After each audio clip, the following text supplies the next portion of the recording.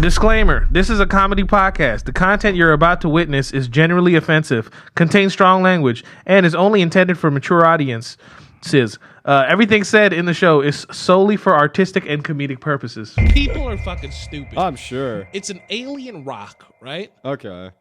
And the alien rock, clearly voiced by a dude, we think it's a dude, but it's an alien. So realistically, we don't know. But our brain will go, oh, it's a guy, right? How they mate is another male rock guy, and then would get into a mud pit, right? And they would sit down like it's a bathtub, and then a child would come out from it. That's hard as fuck. What's the problem with that? That's actually so cool. What's the problem with that? Well, no, people are going to have a problem with it. It's a fucking alien, bro. Welcome, everybody. I'm Piccolo. King is dead. I'm just playing. No. King's not here today, and this is the Piccolo.king podcast. Got a very special guest for you today.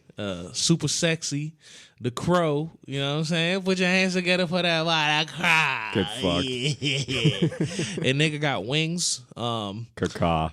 Shout out my boy. He makes fire music. Fire music. The purest form. You know what I'm talking about? The sugar. You ever seen concentrated sugar? That kind of music.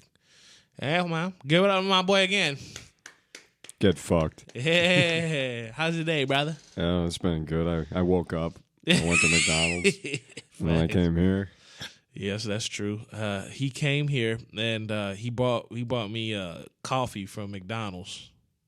With espresso in it. With espresso in it. And I haven't had coffee from McDonald's in a long time.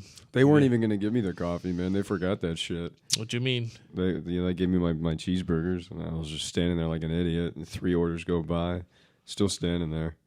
Hey, you still got here on time before I did. I did. I can't, you know what I'm saying? Niggas always got to be late than everybody else, bro. Well, I got my damn coffee. Yeah, and I got mine too. Okay, so you told me to check out 2 movies, right? That's right. And I have not checked them out.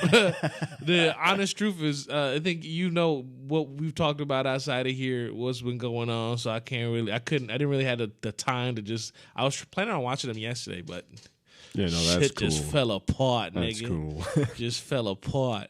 But yeah, man, I'm excited to have you on here. Normally it would just be the 3 of us gangbanging you. But you know, King is currently moving right now, and Min lives 2 hours away in Gainesville. So you know, sometimes he makes it, sometimes he doesn't. You know, so. I'll just have to come back and get the gangbanging. Oh yeah, shout out gangbanging. Shout out. But yeah, we've got some work. We've got some works in the making. If you want to tell them, go ahead and tell them about the song that we've had together. Actually, you know how that process of making it was, because that was very fun for me. That was a blast. So I had this. I got a C414 for my home studio, and I tested it out. I recorded a pretty simple chord progression, and it sat on my computer for like months. Yeah. And then Nandrum came over one time, and Type shit. we went through all my crap, and I was like, not gonna play that one because it was the first thing I recorded. I was sure it sounded like shit. We went through all this other stuff, and then it was like I think when we got to that song, it must have been like midnight or later. It was somewhere in between that time, bro. Because we weren't just recording. I'll say that. We were having a good time. You could say it, nigga. We was drunk. We were drunk as shit, man. No, we was high on fentanyl. We were high. We were on every drug. Yeah, we was man. On ketamine, we needed to be, man. That's that work. Doretamine, cassetamine. Nadine, Christine, Justine, Kathleen, Charlene, Pauline, Claudine. You know what I'm saying? We was all on the means. We were making up drugs, man. Yeah, I mean, bro. Shit. We was creating drugs. we didn't even do music. You know what I'm saying? Music came from creating the drug. We made a song about making the drugs. Yeah, chord progression. Yeah. I've been cooked up something. Chord progression. Progressively, fucking. Progressive. All right. in that song though, during the intro, there's like it sounds like somebody's taking a sharp inhale, but you can hear me like smoking my one hitter.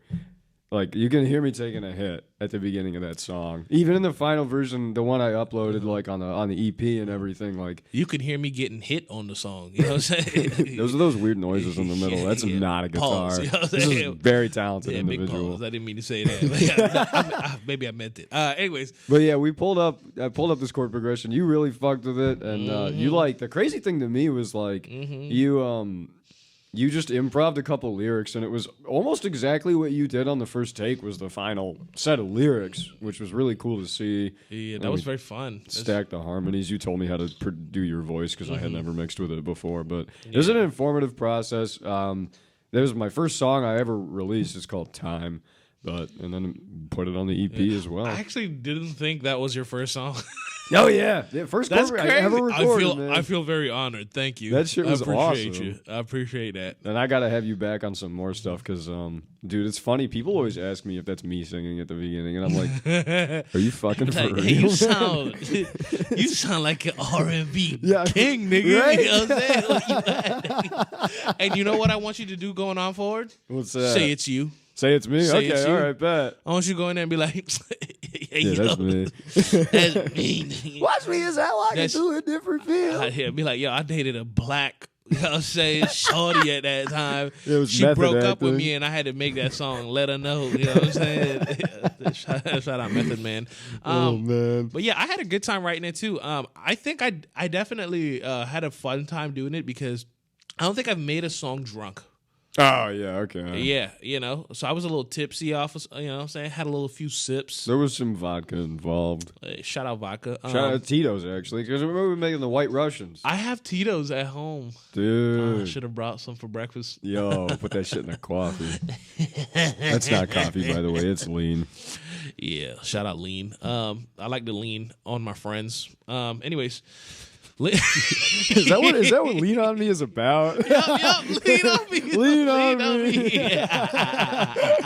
He was saying like the lean's on me, so you can Right. have some. You know, You take said a sip. Take when a you're sip. down, I'll be your friend, man. It's Yeah. like shit. I'll help you carry on. That's right. Type shit. Carry on with this motherfucking promethazine. Damn, nigga. Bill Withers. Man. This codeine crazy, codeine crazy, the motherfucking codeine crazy. You ever heard that song? I don't think so. I think that's a Future song. Oh, okay. Codeine I don't crazy. listen to too much Future. No, don't worry, bro. We I have put a you on. buddy that fucking loves Future, though. I'm gonna take you into the hood one day. You know what I'm saying? We gonna hang out, me, you, Cyborg, King. You know, some of the niggas. We're you know just what I'm gonna saying? hear Future Yeah. playing. You know, have you ever had lean? No, I've no. had lean, bro. Yeah. Well, you were It's- telling me about that the other it day. was- That's right. It's a magical experience. No, it's not. No, Don't do drugs, kids. Never do drugs. Don't do drugs. I don't promote this. Honestly, when I did lean, I was panicked for the very first time. I mean, I kept doing it after, but that's because I've very toxic personality. But that's aside from the point. When I took lean, I was sipping that thing, and I think it was, I can't remember if it was codeine or promethazine. It's the one that helps the digestive tract, the one that doesn't make you trip too much, right? Well, when we were in the studio the other day, you said codeine, so I don't know if that holds up. But Yeah, codeine it is. We'll take it. Cody? Codeine. And I sipped on that motherfucker, right? Woke up the next day, and I just couldn't move. Like, I was like, my brain was ahead of my movements, you know? Like, I was trying to, like, get up from the bed, and I thought, like, I was like, okay, I'll get up. You know what I'm saying? But no, it was like, I'll get up. Like Matrix slow-mo. Type shit. Bullet And my cam. brain was like, yo, what the fuck? Move your hand. It's like your hand is trapped. my It's like if I God. was boxing, bro. Like, it was like,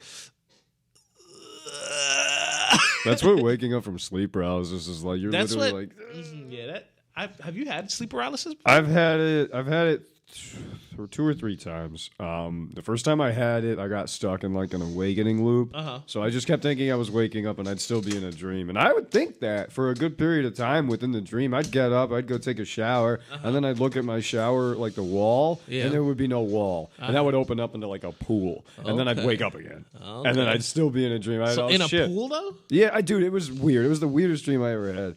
But I got stuck in it, and I started to realize that I was stuck in a dream. Jesus. So it was Christ. like waking up, and I don't know what eventually broke me out of it, but you feel like you're going through like a dementia episode or like a Yeah. schizophrenic breakdown, and then you wake up and you go, "Holy shit, I was dreaming that whole time."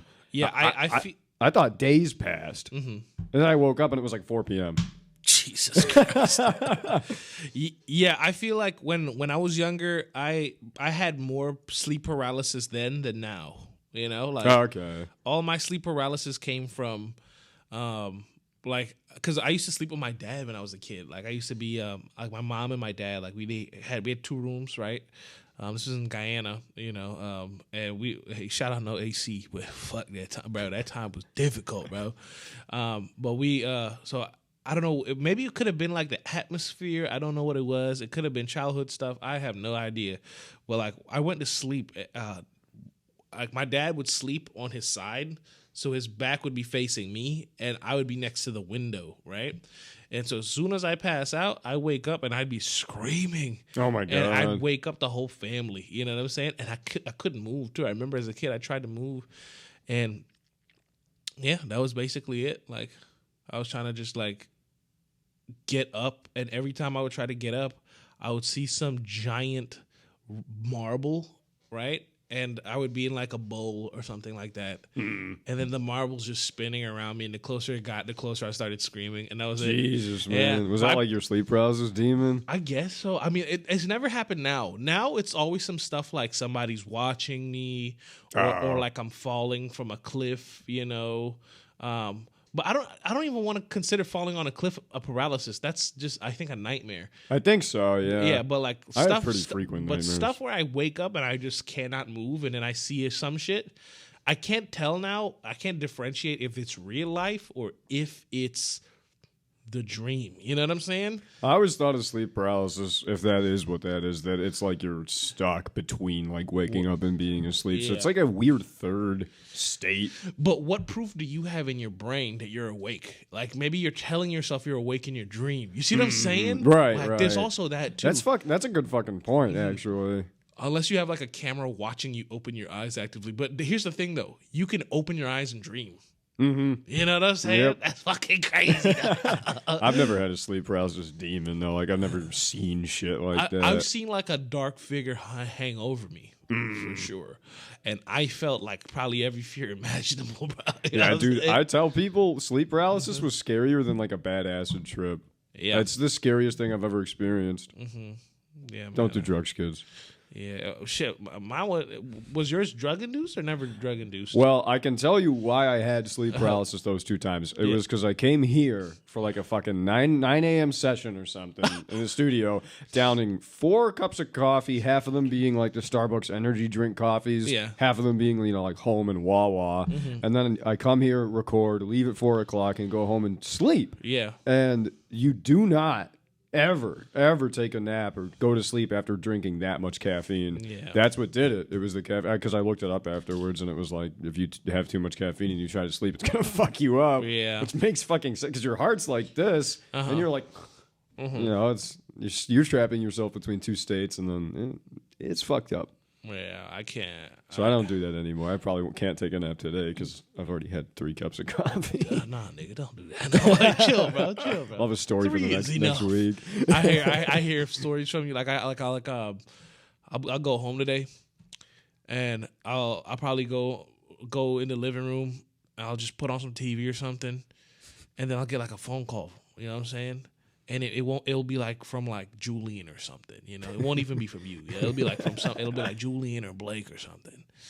I'm like, hey, what's up, guys? Hey, man, did you hear? Hear what? Justin's in the hospital right now, bro. What? I'll be like, yo, what happened? What happened? And they'd be like, we don't know, bro. He just woke up, and then his eyes has been stuck on his face the whole time. Like, he's not saying anything. Speech, like, he's not communicating with us. We don't know what's going on. Bro is dreaming. You know what I'm saying?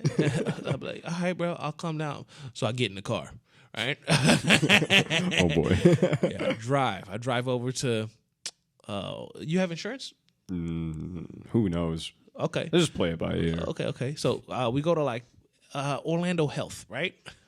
Pull up to Orlando Health. We get to the emergency room. Hey, can we see my friend Justin's in there? He was on the power meet earlier today. You know what I'm saying? I need to check up, make sure The he's last one to see me alive. Yeah. Somebody identify this man. Like, yeah.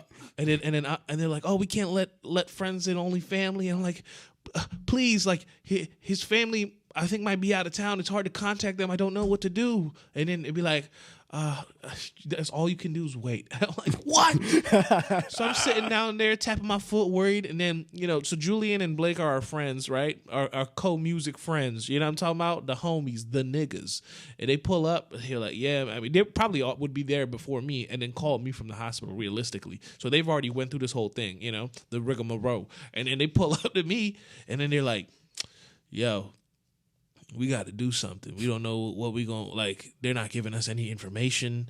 They've quarantined off his bed, you know what I'm saying? His little, what do you call it? Is it fucking doctor's room, right? Like the room that you were in when you were a patient? I don't know what they put you in a hazard room, right? Okay, yeah. Kinda Quarantine. Quarantine your ass. That's it. They quarantine your ass. And then we see some niggas in some yellow suit and some white suits and shit pull up, right? And then we're like, yo, what the fuck is going on, right? Turns out you're stuck in the sleep paralysis. But the problem is everybody can see the sleep demon. Oh, no. Yeah. Oh, that would be pretty rough. Right? Everybody see the sleep demon, right? It would just be me. Hold on, wait on it. And then Justin's like locked in there. His whole body's just stiff, just eyes wide open, looking at the sleep demon. We could see the sleep demon, right? I haven't seen it yet, right? Blake sees it. Blake's like, yo, what the fuck? I'm like, come on, bro. Right? And then Julian sees it. He's like, no way. You know what I'm saying? Like, and then I see it, and I get stuck for a moment. I'm like, is that Diddy?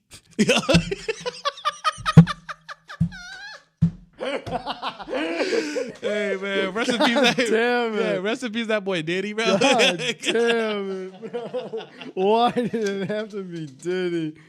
Oh, fuck. It kind of reminds me of a Junji Ito story. A what? Junji Ito. Inform me. You know who that is? No. He's like a Japanese kind of like horror manga writer. Pretty famous. He recently kind of, I guess not recently, but the last couple of years, he started to really pop off. But he has a story called The Long Dream. The Long Dream. It's about this guy. He like every time he goes to sleep, he has a dream, and then he experiences the dream getting longer every time, every night. So he has a dream one night. It's about he's like, okay, I was in there for 24 hours. He wakes up because he's in a hospital, so he's talking to doctors. He wakes up. He's like, yo, that was like a whole day. And then he falls back asleep and he wakes up again. He's like, I was in there for a month. Jesus And then Christ. every night. So it gets to the point where he's in there for lifetimes. He describes one of them as lasting like 500 years or some shit. And he's experiencing 500 years of time. That's and ridiculous, His bro. body starts to mutate. It gets like super disturbing looking. In real life, or like, is this in the... It's just fiction. It's Okay, but his body in real life like starts to like mutate and look all because Junji Ito's all body horror stuff, so it just starts looking freaky. Somebody should make this, bro. It sounds good. It sounds good. I think the last time he goes in, he like it's like I don't remember if he. It's dies. like being trapped in the in Itachi's genjutsu, bro, where it's like I think you're in there for like 3 days and like 1 second or something like that. That's very specific. 3 days in 1 second. Yeah, 3 days in one second. Like right. he'll look at you, and then you're trapped in a genjutsu, meaning your whole body in space and time, like everything's normal, right? But for 1 second out here in this world, in your brain, 3 days have passed. Jesus. Yeah, That's fucked but up. that's how he tortures his victims and stuff like that. I think that's what I've seen. It was like 3 days or 3 weeks. I can't remember. What show is that? That's Naruto. That's Naruto. That's That's Naruto. fucked up for a kid's show, man. It's fire, nigga. I never watched Naruto and I never watched Dragon Ball. I missed out on those as a kid. You could still watch it. Like, Yeah, true. I went back and watched Avatar, and I missed out on that I'd as a say kid. skip the fillers, right? For sure. But the only fillers I would say not to skip is the Dragon Ball fillers. Okay. They're very fun. Like it's a few. It's not too many, and it's like we see our main characters in other elements other than trying to fight each other and kill each other all the time. I mean, like, filler episodes should just really be character Like episodes. I'll give you one filler that's not a spoiler at all, right? Well, I mean, I'm not gonna give you. I'm just gonna talk about the main character, so that way it's not a spoiler, right? So the in the filler episode, like Goku has to get his license. That's it. His driver's license? That's it. That's fucking awesome. That's it. But if you watch from Dragon Ball first, then Dragon Ball Z, and then GT, and then Super, right? Dragon Ball is like you were watching Goku as a kid, so you're kind of watching this like hillbilly redneck kid that's like has super. You're watching Superman but around no vehicles and having an interaction with a vehicle for the first time. You know what I'm saying? And it's like one of the coolest experiences I feel like. But that's like the filler, basically. I didn't even know there were cars in that universe. They're like levitating cars. They're like because I think in that universe, science is like super advanced. Oh, okay. But they also live in the prehistoric era.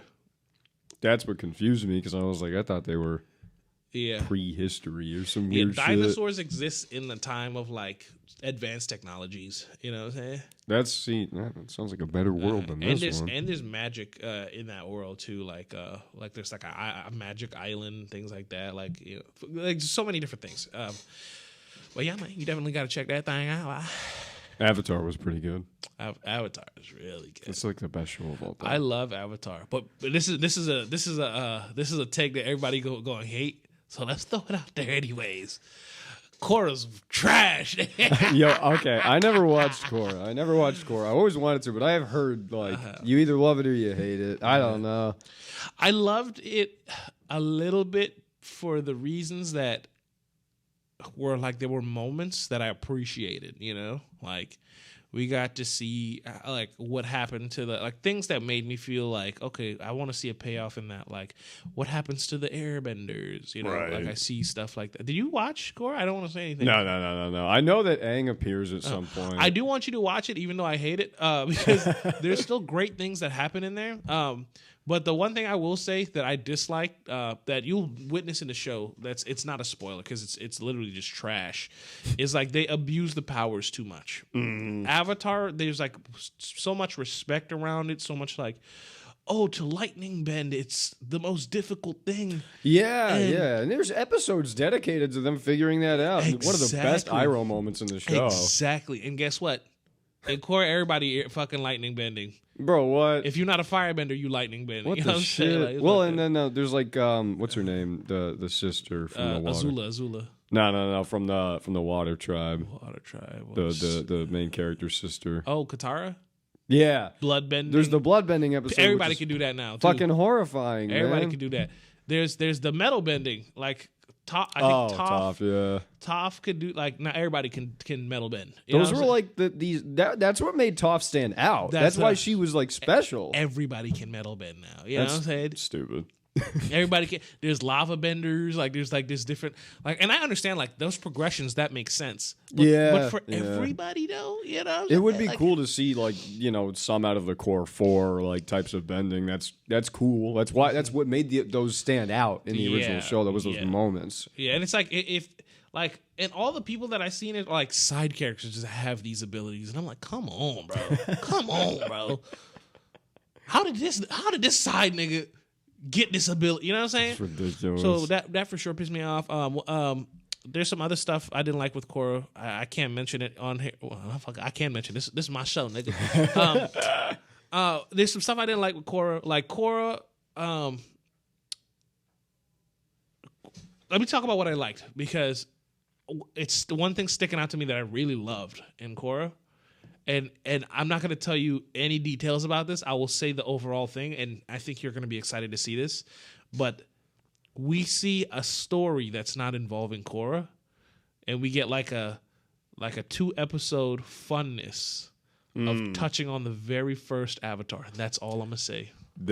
I've said that to people, and people are like, "Oh shit, we got to go watch that shit." You know what I'm saying? I like that. So you'll love that. You'll see like the history of the very first Avatar and like how Avatars was created, all that fun stuff. That's cool. That's cool. I can fuck with that. Yeah. But did you finish Avatar? Yeah. I finished it because I never caught it as a kid, but I finished it a couple of years ago. They're continuing it in their 20s. Where? The animated version. There's like did that come out? Because they're working on a new one, I thought.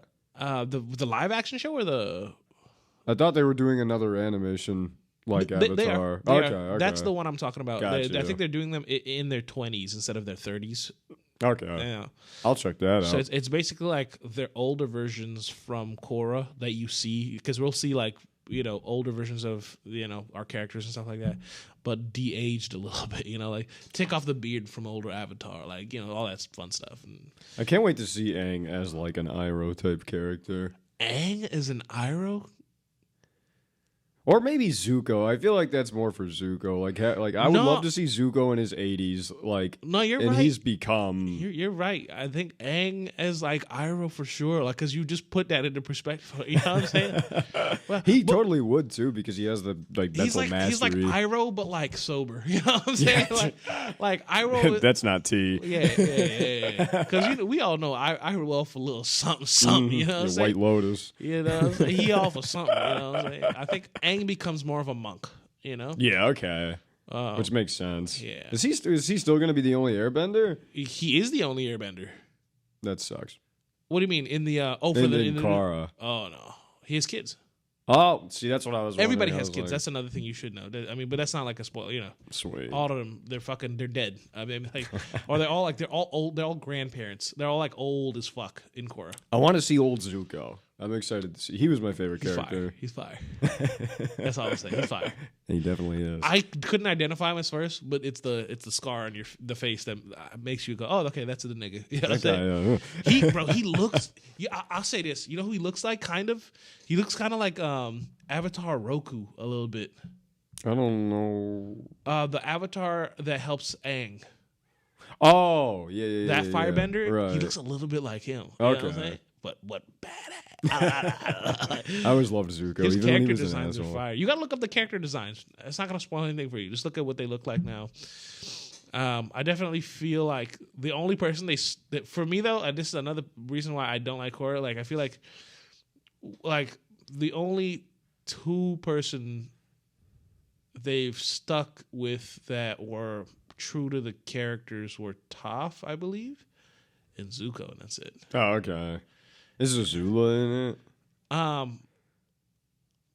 don't think so. I'm pretty sure she's not. No. Okay. Yeah. I mean, if she, but that's also like a missed opportunity too. It's like, facts. like, I don't know. Well, she could have had a crazy redemption, or she could have still been like an evil piece of shit. And that's why I liked Korra, is because there were elements of Avatar inside that you go back. It's kind of like Boruto, right? I don't know if you've ever heard of Boruto. It's like, isn't that where it's just his kid? Yes, it's his kid. It's horrible, right? I've heard that. It's so bad. And everybody's hyping it up like, oh, it's the new generation. Like you're hating because war has ended in peacetime. If that's the case, why are the kids overly powerful? Peacetime is supposed to make them weak. Why are they defeating gods? Right. Right. Aren't they weak? I thought they were weak. Oh, it's genetics.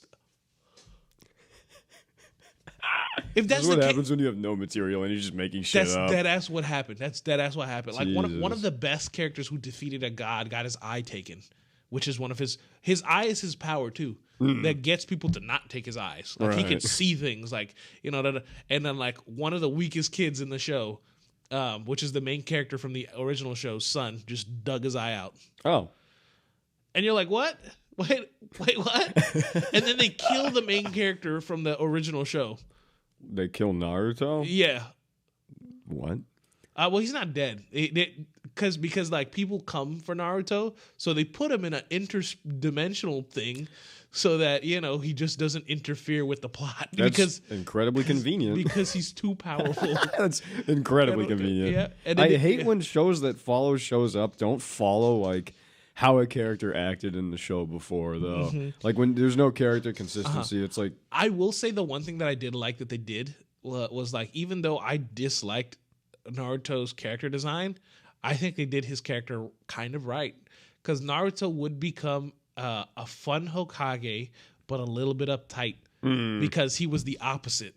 Right. You know what I'm saying? That's why it's like Zuko would become like an Iroh kind of figure. When he grows up, because he was too uptight. Yeah, and then it was like, so I totally get that, right?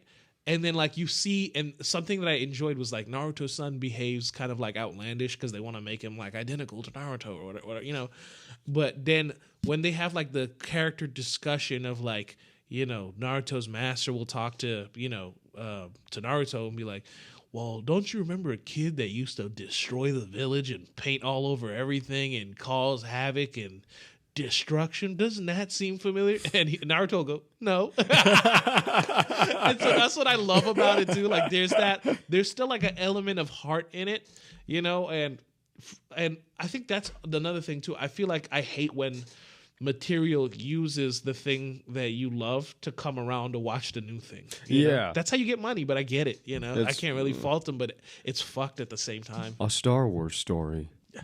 They've been doing that shit now. And Do you watch Star Wars? I'll say this.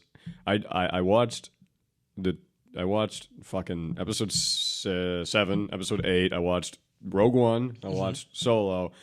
I did not watch episode 9. The Last Jedi, which is episode 8, was like, I think the worst experience I've ever had in a movie theater. I fucking hated that movie. Jesus Christ. I hated it so much. And I got to the point, like, I've almost never been that cynical watching a movie in theaters before. Because I was, like, I'm talking maybe 2 hours into the movie. I'm already super pissed. And these fucking animals that we've never seen before in Star Wars, just these cute little creatures, they look like ice dogs or something. They walk on screen and they help out the main characters like in a huge way. Never seen them before. We don't see them again, and it's like there goes the product placement. And this was in this was in which one? This was in episode 8. That's a new stuff. That's right? one of the new ones, right? Oh, okay. So it's just like, okay, there goes the new toy that I'm going to see at Target, like when I leave. It's become like a factory thing now. You know? I understand what you're saying. Yes, and it kind of always has been. Even like back to episode 4 and 5, the originals. I've heard they've done a good job on the shows. I've heard the same. I haven't. I haven't watched any of the shows. I think maybe try venturing into the shows and see if you enjoy it. Because one thing I know is like certain actors, I'll follow them because now actors have a much more prominent role in the story. Meaning like they look at the scripts before they take them. So if you see a good actor that is in a bad movie, that's probably because they saw a really good script and then they just went a different route. But majority of the time, if you see a really good actor in something, it's probably good. You know what I'm saying? Right. Like what's Pedro Pascal? Is that? He's the guy from Last of Us. Yes, he's the main character in one of the Mandalorian. He's the Mandalorian. Right, okay. So when I saw that, I was like, okay, there has to be something good. And then I heard great things about the show. I was like, oh. He's a pretty high caliber actor, too. Exactly. So I was like, if he's taking that show, and then I heard good things, I was like, oh, this is good. Da, da, da, da. So let me tell you what I've seen. I'm not a Star Wars, I guess I am a Star Wars fan, but not as heavy as everybody else. So I seen when I was little, one of the Star Wars that is George Lucas, right? He did the first. It's George Lucas. There's the chronology is fucked, but yes. Yeah. So the original Star Wars, right, with I think Luke Skywalker. When I was little, I seen, and this is truly what I remember. At one point, he kisses a girl, turns out to be his sister. Yep, Princess Leia. And then I forget everything. And then what I remember from that point on is a bunch of laser sticks. You know what I'm saying? Laser sticks. Yeah. And then after that, my brain erases everything. I've seen a little green man walking around. My brain erases. Next thing I've seen is a black man voices Darth Vader. James Earl Jones. Yes, yeah. I believe. And my brain could be switching this up right here. But like when Luke, because I think Luke got his arm cut off by his dad. I think so. And then Luke, when he got his arm back or something like that, he cut his dad's arms off or something like that. That sounds like you watched all 3 of the first 3 movies. Because that's just like, that's what happens in the original saga. Okay, well, I don't remember. I'm just telling, because I seen it when I was like 6. Okay. 6 or 5, you know? I think you watched the first 3 then. As a child? And I just didn't remember. Because like Luke kissing Leia and the little green man, okay, that's the first one. The James Earl Jones cutting off Luke's arm, I think is in episode 5. And then 5? Which is the second one. It's... The chronology is fucked. My bad. But because the prequels came 4, out. 5, and 6. 4, 5, and 6 are the originals, yeah. And then episode 6 is, I think, when Luke cuts off Skywalker. And then I think Luke, I think Earl Jones, right? His voice switches to a white guy, and then they take the mask off, and there's a white nigga inside. Yeah. I don't know. And then he was like, Luke, I am your father. Oh, see, he says that when he's still got the mask on, though. That one. Okay. Yeah. Well, whatever the fuck. When I seen the whiteness, I was like, oh, that's definitely that nigga's dad. You know what I'm saying? And then that's all I remember, and that's literally it. Like those exact images. I don't remember anything in between. Right. I don't remember anything before or after. That's all I remember. Now, what I know for sure and what I really love is the trilogies. The ones that came after. The prequels? The prequels. I love the prequels. Oh my God. Everybody goes, oh, the prequels are horrible.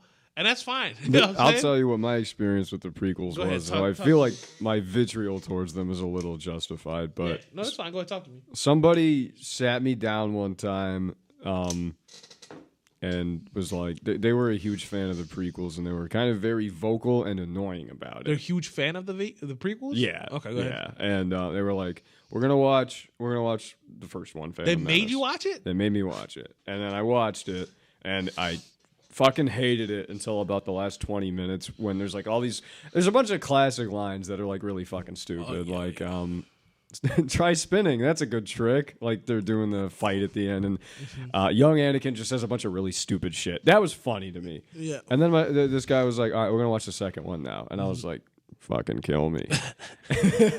And we did. And Attack of the Clones has to be one of the worst movies I've ever seen. No, I know if you like these movies, I'm sorry. I did not have a great environment to watch them, and I was forced to watch them. So I hated that one. There's all this shit with like Anakin and the princess, whatever her name is, Princess Muad'Dib. I don't fucking know. And he's all like, I hate sand. And it's like the worst romance I've ever seen in a movie. And then we get to episode 3, and it's okay. I like episode 3. But I was still forced to watch all 3 of them in the same night. And I don't know if I'll ever watch them again because of that. I think it was that sucks. I don't think you should be forced to watch it. Anything you don't want to watch, and then if you do watch it, you should watch it on your own time. You know? Like on your own choosing of when you want to watch it. But I have a different experience than you. I chose when I wanted to watch Actually it. wanted to watch them. And I was like, and I looked up before I started watching it. I was like, I want to watch Star Wars. How should I watch it? And there's multiple ways. They were like, you can watch it the way the creator made it, which was like the original, I think 4, 5, and 6, and then the trilogy, and then like all the other new shit, right? Or they were like, or you could watch it in the chronological order of the story itself. Right. And I was like, I want to do that. Right? Now, here's the thing. And this is what made me fall in love. This pulled me into Star Wars, right? This is how the trilogy did it more than the original 3, right? The trilogy, I just remember what I knew, and I was like, all right, like, well, I'll give it a shot after I'm done with the trilogy, which is like before that, right? I'm watching this whole thing. Thinking Anakin is our main character, bro. Forever. For all 6. Right. I'm thinking Anakin's the main character for the first original 3 too. So you went into that and you didn't know Anakin was Darth Vader. No. Okay. No. See, that's a cool way to see it. That blew my fucking mind. I bro. bet, dude. That'd been fucking awesome. At the third act, I was like, what's going on? Why is Anakin killing all these niggas? Well, he's like he in kills my head, little kids. In my head, yeah, I saw that. I was like, oh, he has to like recover because there's 3 other movies where he's the main character, you know, and he kisses his sister at some point, you know, like all that thing is going through my head. I'm like, yo, what the fuck, like. So this is how it happens to me. I'm like, oh wow, Anakin's the chosen one. You know, Liam Neeson and this other nigga's gonna train him, right? He's got all those mitochondria or whatever. Exactly. He got fucking some sickle cells. You Yeah. know? Yeah, he black. So then the first movie's like, oh, he's the chosen one. We're gonna take him from you, and then they took him. And then the second one was like, oh, nigga, you a teenager type shit. We're gonna train you more now. You're gonna become a Jedi. And then I don't think you see the darkness. I think the third one. Like, or maybe like you get hints maybe in the second one. I can't Well, in the remember. second one, it could kind of be written off like he's just a horny little teenager. And that's fine. You know, it's I like, get it, he's, like- he's going through teenage. I'm like, Angst. that's what I'm saying. I'm like, you're a kid, like whatever the fuck, right? And I'm like, oh, he really trying to fuck this older bitch. You know what I'm saying? He been trying to hump this older hoe. She's kind of into it, which is like the weird part. Hey, So there's that scene like in the first one where he's a little kid. He's like, and she's like old. 7. Yeah, and she's older. It's like there's like a 10+ year age difference, and then in the second one they're in love. She might be. I'll give it to them like this. She might be a different race. You know what I'm saying? They're not humans. I don't think. That's what I'm saying. So you could put like all you could. I mean, if you want to justify it in your head, which is crazy, but if you have to, she's a different alien species that looks like human. Anyways, I'm sure people will gladly justify it that way. She was bad. She was bad. Natalie Portman, I think. Bro, yeah, bro. She's what, Thor's girlfriend now, right? I think so. Yeah. At least in the first one. Oh, in the new one too. Keep track of those. She's back in the fourth one. Okay. She's only in the first one and the second one, not in the third one, and in the fourth one. Was the third one Ragnarok? Third one's Ragnarok, which I love for that movie. Yeah. Ragnarok, he had more of like a love interest with Valkyrie, and it wasn't even a love interest. There was like a lot of chemistry in there, And that character's like lesbian. Yeah, but yeah. I think it was like just like exactly. I just think that there was just like a lot of maybe like if I had to play something on it, I would say maybe it was an attraction to the person, but their actions, I guess, I don't know what you call that, but like I felt like that there was a lot of that going on, like, oh fuck, what I'm saying, type shit. Anyways, they're playing Led Zeppelin while he's beating up the villain. Did you see the fourth one? Oh, that's Love and Thunder. Yeah, everybody trashes on it, and I get it. Like, it's just a lot of jokes, but I love it. Really? I love it. I never saw it. I think the story's good, and the way they ended it was great. Isn't that the one where there's like a gay kissing scene or something, and kissing scene, like two gay people kiss? That doesn't happen in that. Nope. Oh, I thought I heard that. Oh no, I think here's what happened. This is how politics just got to your brain, bro. People are fucking stupid. I'm sure. It's an alien rock, right? Okay. And the alien rock, clearly voiced by a dude, we think it's a dude, but it's an alien. So realistically, we don't know. But our brain will go, oh, it's a guy, right? How they mate is another male rock guy, and then would get into a mud pit, right? And they would sit down like it's a bathtub, and then a child would come out from it. That's hard as fuck. What's the problem with that? That's actually so cool. What's the problem with that? Well, no, people can have a problem with anything. It's a fucking alien, bro. It's not a person, nigga. Because they'll be like, why are they putting gay shit in everything? But it's like, there hasn't been gay shit in anything for the last 1,000 years. That's alien shit, nigga. What's gay about that, bro? That's true, It's fucking two rock niggas getting in a bathtub. They ain't even touching each other. I don't think they touch it. Regardless, they're aliens. It just sounds like a trippy, cool sequence, to That's be what honest. And I don't think it happens on screen because I don't remember it. Mm-hmm. So people are just overreacting because of up. like the fucking conservative fucking Nazi niggas. You know what I'm saying? Like they just want to say some shit, bro. Crazy, man. Yeah, nigga, fuck them niggas. Anyways, it's good. It's a good movie to me.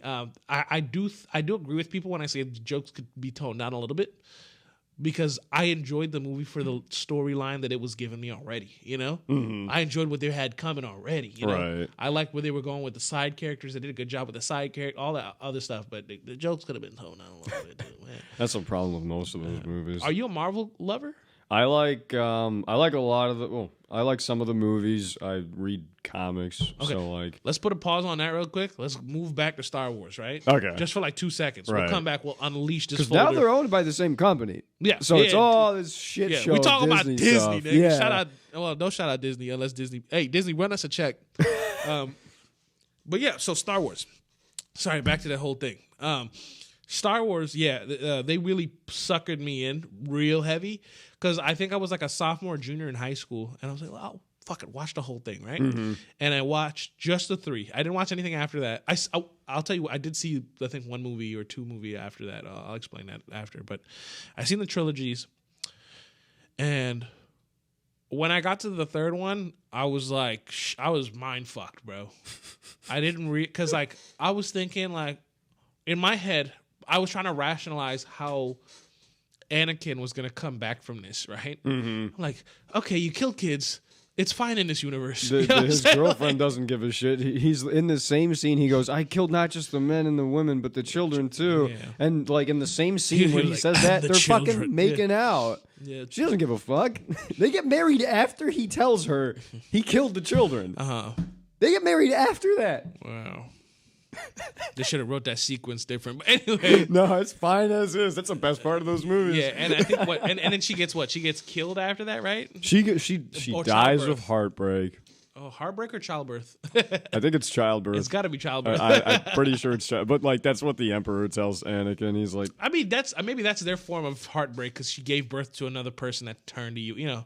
But I mean, for me, my experience with that whole thing was like when I'd seen it when Anakin was about to get his shit chopped up by what's his name? Obi-Wan. Who has the high ground? Obi-Wan Kenobi. You know what I'm saying? Best character in Star Wars, yeah, by the way. Fire.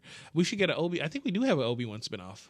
We do, and he came back for it. Ewan McGregor. I haven't seen it yet, but yeah, Obi-Wan. Shout out that nigga. When he was cutting up Anakin, I was like, oh, this is the scene where he gets his arm cut off.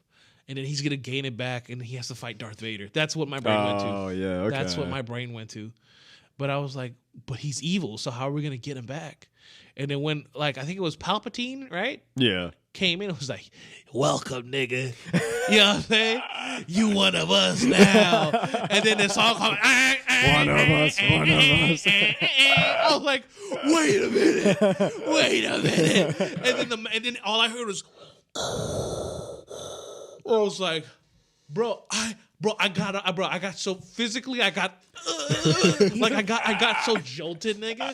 I got up off of my fucking bed, like I was watching it off of my phone, and I just got up on what the fuck? And so I'm like, oh shit, that means I gotta watch the old ones now, and then fuck. But I feel like that's the best thing that could have happened. Nobody told me who Darth Vader was. And that, I didn't remember either. So, like, all of that just... That would have been an awesome way to view those movies. I think that would color your perception so much differently, you know? Yeah. But that's how I seen it. And then I'm like, okay, now I'm excited to watch it. I haven't watched them ever since.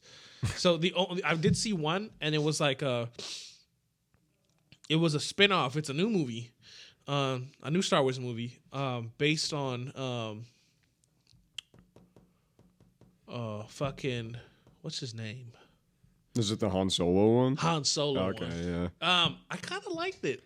That one was like people were pretty divided on it. I was in the camp of just like I like it. I don't think it's a bad movie. It wasn't a bad movie, but it was just, it felt like a spinoff. That's all it was. Yeah, it felt like a spinoff.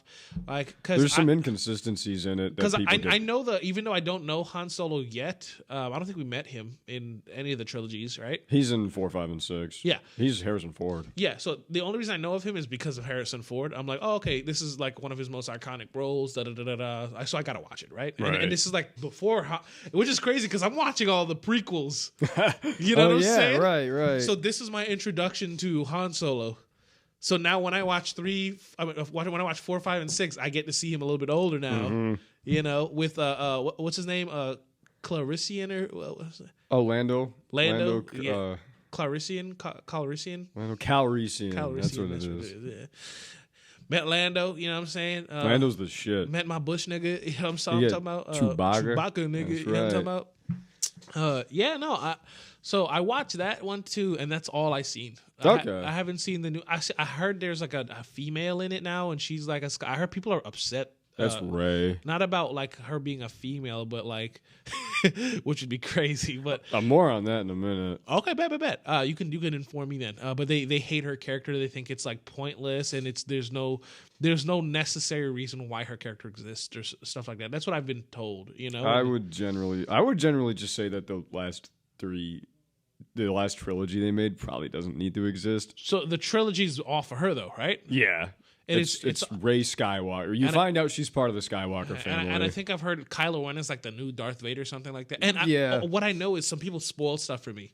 So the spoilers that I know is Kylo Ren is the son of Han Solo and that other woman. I don't know. I didn't even know that. Did I spoil something for you? I don't care. I'm never going to watch the 9th one, so I don't care. Oh, my God. No, I really don't. I'm never going to watch that movie. I've made it. It's like how I will never play Fallout 76. It's a point of principle. Are you sure? I will never watch that fucking movie. Because that's all I know. Like, I mean, I know that Kylo Ren is the son of Han Solo. Rhea? Is that her name? Is the son of... Oh, sorry. Is that the daughter? Whoa. My bad. Deepest apologies, guys. Don't cancel me. It was a We're probably mistake. pissing off so many Star Wars fans right now anyways. Facts, who gives bro. a fuck? Yeah. Rey's the son of Luke Skywalker. Rey is this... Is it? Rey's the daughter of Luke Skywalker. If I got that wrong, I don't give a fuck. Though? You know? I'm sorry, I didn't even watch the other trilogy to make sense. I don't know. I mean, did I he watched bang his them. sister? Like, what happened? I don't know. I don't know who got banged, how the lineage got down Yo, there. that'd be crazy if she was an incest baby. Yo. Oh, my God. Okay, so let me ask you a question. You could spoil this for me in the trilogy, right? Okay, cool. So after he kissed his sister, right? And he found out that she's his sister. They didn't shack up, did they? Because that would be ridiculous. No, Leia got up with Han Solo. That's right. Okay, Right. That's what I remember. So Leia and Han Solo's son is Kylo Ren. Okay, see, I did not know that. That's wild. Why does everything in this universe have to be a crazy coincidence that just connects all these characters? It's just bad writing. That feels like Boruto. See, it's just bad writing. You have to inject these characters. But everybody's still hyping them and they're making money. So I mean, there are people that love the sequels. There are people that love the prequels. If you grew up with them, you're probably gonna like them. I think people who love the prequels and the regular one, the first ones, the first set of the first trilogy and then the prequels. Yeah, I think people just like that. I haven't heard them say that they like any of the new stuff aside from the TV shows. Mm-hmm. And it's kind of hard to defend the new ones. Oh, and I heard people say they really love Star Wars: The Clone Wars. Oh my God. That's another rabbit hole. I heard that one's great. There's two Star Wars Clone Wars. There is animated. There's two animated ones. I think one is like the first one, and then it continues after the second.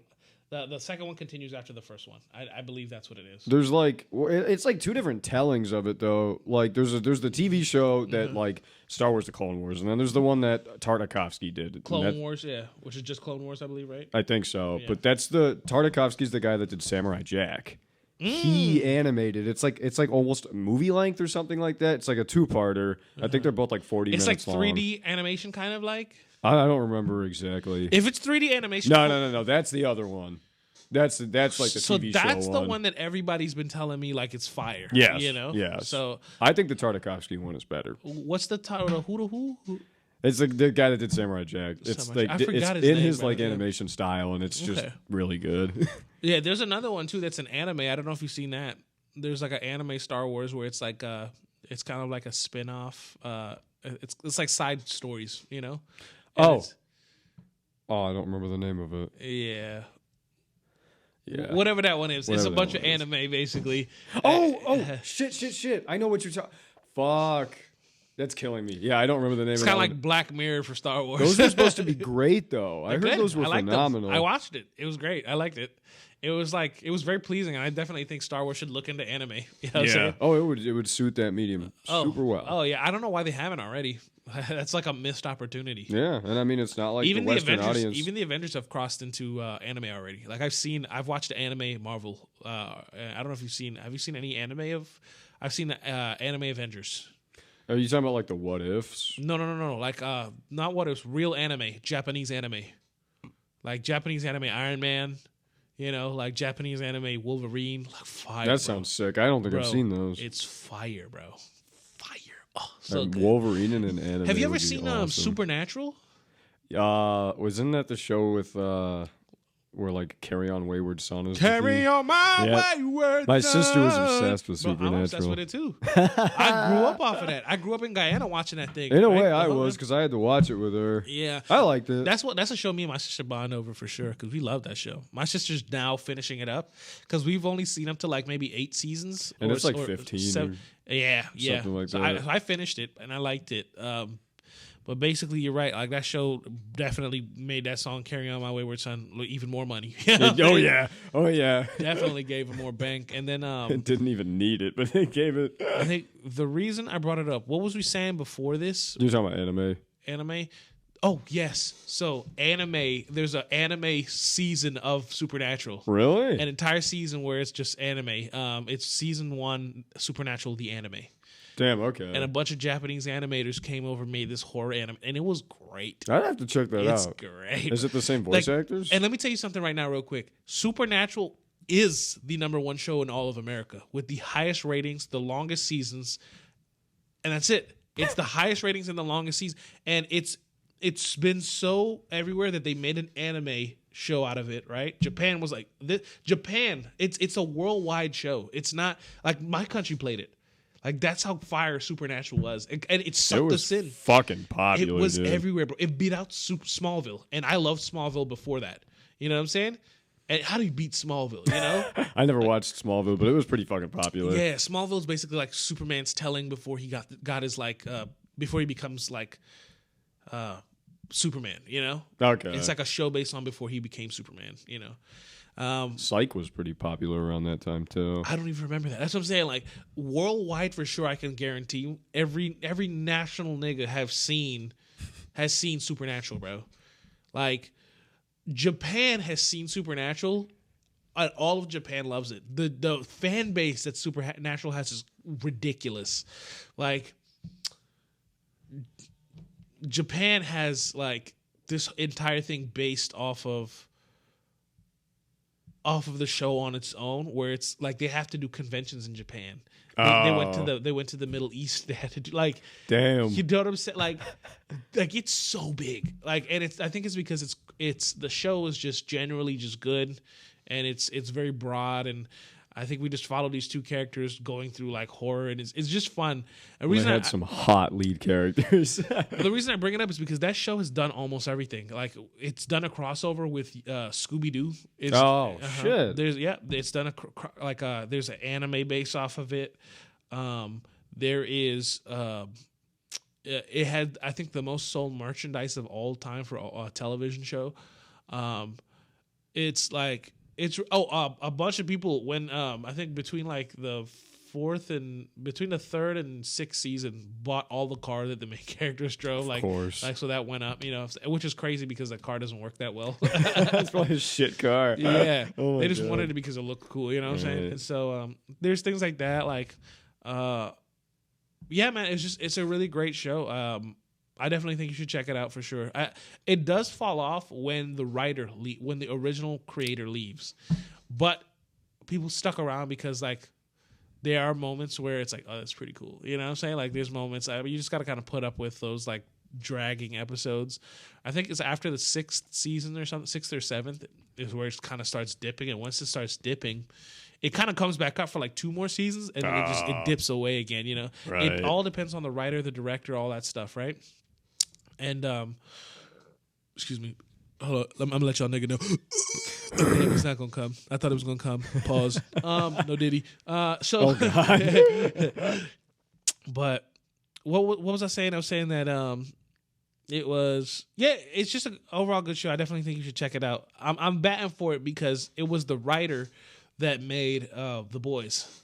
Oh, okay. So there was one thing I wanted to talk about in related to that. But when you brought up Star Wars, you had said that thing about people getting mad about the female main character. Or Yeah, whatever. go ahead. Talk to me about that. Yeah. So the new Fallout show, which I'm incredibly excited about, the new Fallout show is coming out. It was gonna come out on the 11th. They bumped it up. It's coming out tomorrow now. I've seen the trailer and I've heard a lot of mixed reviews. Here's my take. Go ahead. So the reason I bring it up in relation to The Boys is because the people who made The Boys, the writers for The Boys, are writing this. Oh, that's good then. Yeah, Right? yeah. It should be. Should be good. I have a lot of faith in it. Tentative, cautiously hopeful. I think it's going to be great. I trust the writers and the directors. If it's those writers and directors, I trust it. It's Jonathan Nolan. It's Christopher Nolan's brother. Yeah. Like he does all this television show, all these specials. He knows what he's fucking doing. I don't think he's done a bad project, I feel like. I don't think so either. I was looking at it the other day. I was like, he's stacked, but But this show does look like a sci-fi type of show Oh, at the yeah. same time, but with really good budget. the graphics are incredible. You ever seen old sci-fi shows like on the Sci-Fi Network? Sound like Flash Gordon, I think so. like with black and white, because that's like back in the 50s. Do you remember like there was like on the TV there was like a channel called Sci-Fi. Sci-fi, yeah, right? yeah. And they had those like off-brand sci-fi like low-budget movies, Yeah. right? It feels like one of that with high budget. Oh, you sound like a B horror movie with a good budget. Or Kind like of. It's like have you ever seen Oz? There's a movie called Oz with what's her name, Zooey Deschanel, right? I did see that. I saw that in theaters. You did? Yeah. That was on Sci-Fi for me when I grew up watched. If it's the grew up same watching movie, I think it is because it's like a modern retelling of Wizard of Oz. Yeah, like she's like in a leather jacket and jeans and shit like that. Like, And that's basically, I think at one point she does have a dress. It was like this also, it hit this sweet spot because it was like in this nice emo era of like 2000s. You know what I'm talking about? And it was really good. It was just at that point, and we watched it too. We all loved it. There's not a problem with it, but for sure, like the effects and like there was a lower budget put into it, but at a really good exposition and writing. I felt like and so I feel like it's that, but with like good writing. You know, good direct everything, and just like the budget is just crazy. Yep. Because I seen the effects on it, and I was like, "Yo, what? No, crazy." And also like the prosthetics on the actors. I don't know if they green screen any of it or if some of it is true prosthetics. You know. Well, and Walton Goggins like nailed the look they gave him for the ghoul. Like his nose is missing. And I'm not even a Fallout fan. I don't play video games, like I said. But I seen my friends played it one time, and I talked to them about it. And they were telling me. And this is my extent on Fallout, is that there's this world, it's America, and then like there's like nukes that go off or some shit like that. Like they launch nukes against each other, the world blows up. It's pretty much like, imagine if the 50s like never ended, and then in 2077, yes, China and America, they have this. It was called like the 7-Minute War or something like that, and they both fire nukes at each other and end the world. So the world after that's kind of trapped in this weird radiation and shit like that. Right, so right. people are affected by the radiation and stuff like. And there's people who are outside in the regular world who've been affected by radiation, and then there's people who are protected inside of a vault in different corners of America, from what I know. And the vaults, some of them were control vaults, but a lot of them had really fucked up experiments in them. Yes. So you weren't even safe if you were in a vault. Yeah. From what I know, there are some people who were safe that believe that all the vaults are safe. And so they have this ignorant idea of what the world was or is and all that stuff. And so we get the experience of those characters. We get some experience of characters outside of the world. You know what I'm saying? And like, that there's actually communities and large portions of people living outside of the world, inside of this radiation. There are. There's governments that get set up. And also from what I know, too, is like the game of Fallout, because people are trapped inside of the vaults, we normally are in the perspective of somebody from the vault because they're in suspended animation, I believe. That's Fallout 4. That the experiment they were doing in the vault in Fallout 4, which I think is Vault 111. This is just overall general information I know. I haven't played any of the games. Like, this is just what my friends, I think, have told me. And this was a long time ago. They told me this in like whatever Fallout 4, I guess, came out. I think 2014. Okay, something like that. Okay, no. So they told me this in like 2019. No. Fallout. That could have been. I don't know. Yeah, I should know. 2019 or 20, whichever year, it might have been 2021. But I pulled over to my friend's house and they were explaining the whole thing to me, and I was like, okay. But my concern is, right, not as a moviegoer, as the game goer, is the storylines worth it? Because I see them play it all the time, but they just run around and do shit. I don't know if like it's like a story for each character. If it's one of like those like Tall Tale games, or is right. Is it one of that, or is it like, oh, it's just a game? You're a regular character. You got to go out and do these missions to live, and that's it. If you've ever played Skyrim, Never. I haven't. Okay. Yeah. It's an open world game. There's quests and side quests, and you can do whatever you want. So it's nothing like a Telltale game. Okay, good. So the show that we're getting is basically just a random story within this world, and it's a story we've never heard before. That's the thing I like about it, is we're not watching a retelling of you playing New Vegas or anything like that. It's something that's in addition to the game, except we're not playing it this time. It's an actual show. There's a story that happened in the wasteland, and so here's the two things. That's what I've heard too, and people have told me good things about that. Keep going. The two things that people have criticized just the fucking trailers for is, oh no, like they're gonna canonize like some of the endings from the video games, and that's gonna ruin my favorite game ever. And I'm like, even if they do, just pretend like it doesn't exist. That's what I'm saying. You can ignore, like, Star Wars has multiple different canons. Yeah. All these fucking things have different canons. If you don't like the canon they come up with, go play the game. You know, you don't have to watch the show. The other thing, that's how I feel about Last of Us, but we'll get more on that later. But keep going. The other thing is that I've already seen a bunch of things where people are like, "Oh, the main character's a female. Mm-hmm. This like how am I supposed to relate to this? How is this? This isn't going to be badass." And I'm like, I disagree. I've seen some great movies with main characters as females, it's bro. Absurd to think that because the protagonist is a female, it's not going to be good.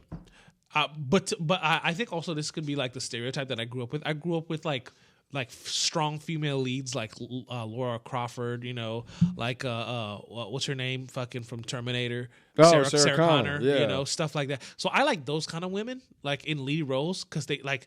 I'm not trying to be like a dick or nothing, but like there's like this presence that they bring where it's like they're capable. They're not treated like yes, bro. And I feel like I don't see women like that no more. No, it's hit or miss. I think like this show's gonna get it right.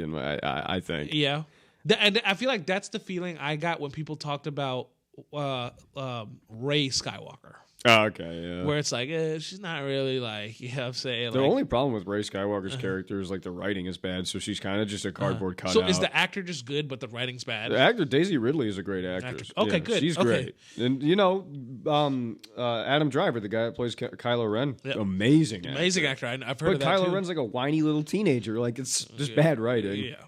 But the girl that's playing the lead in Fallout, like her character looks like she's gonna be. Zoe Deschanel is giving me that vibe too, which is crazy. It's the Oz movie that I was talking about earlier. Okay.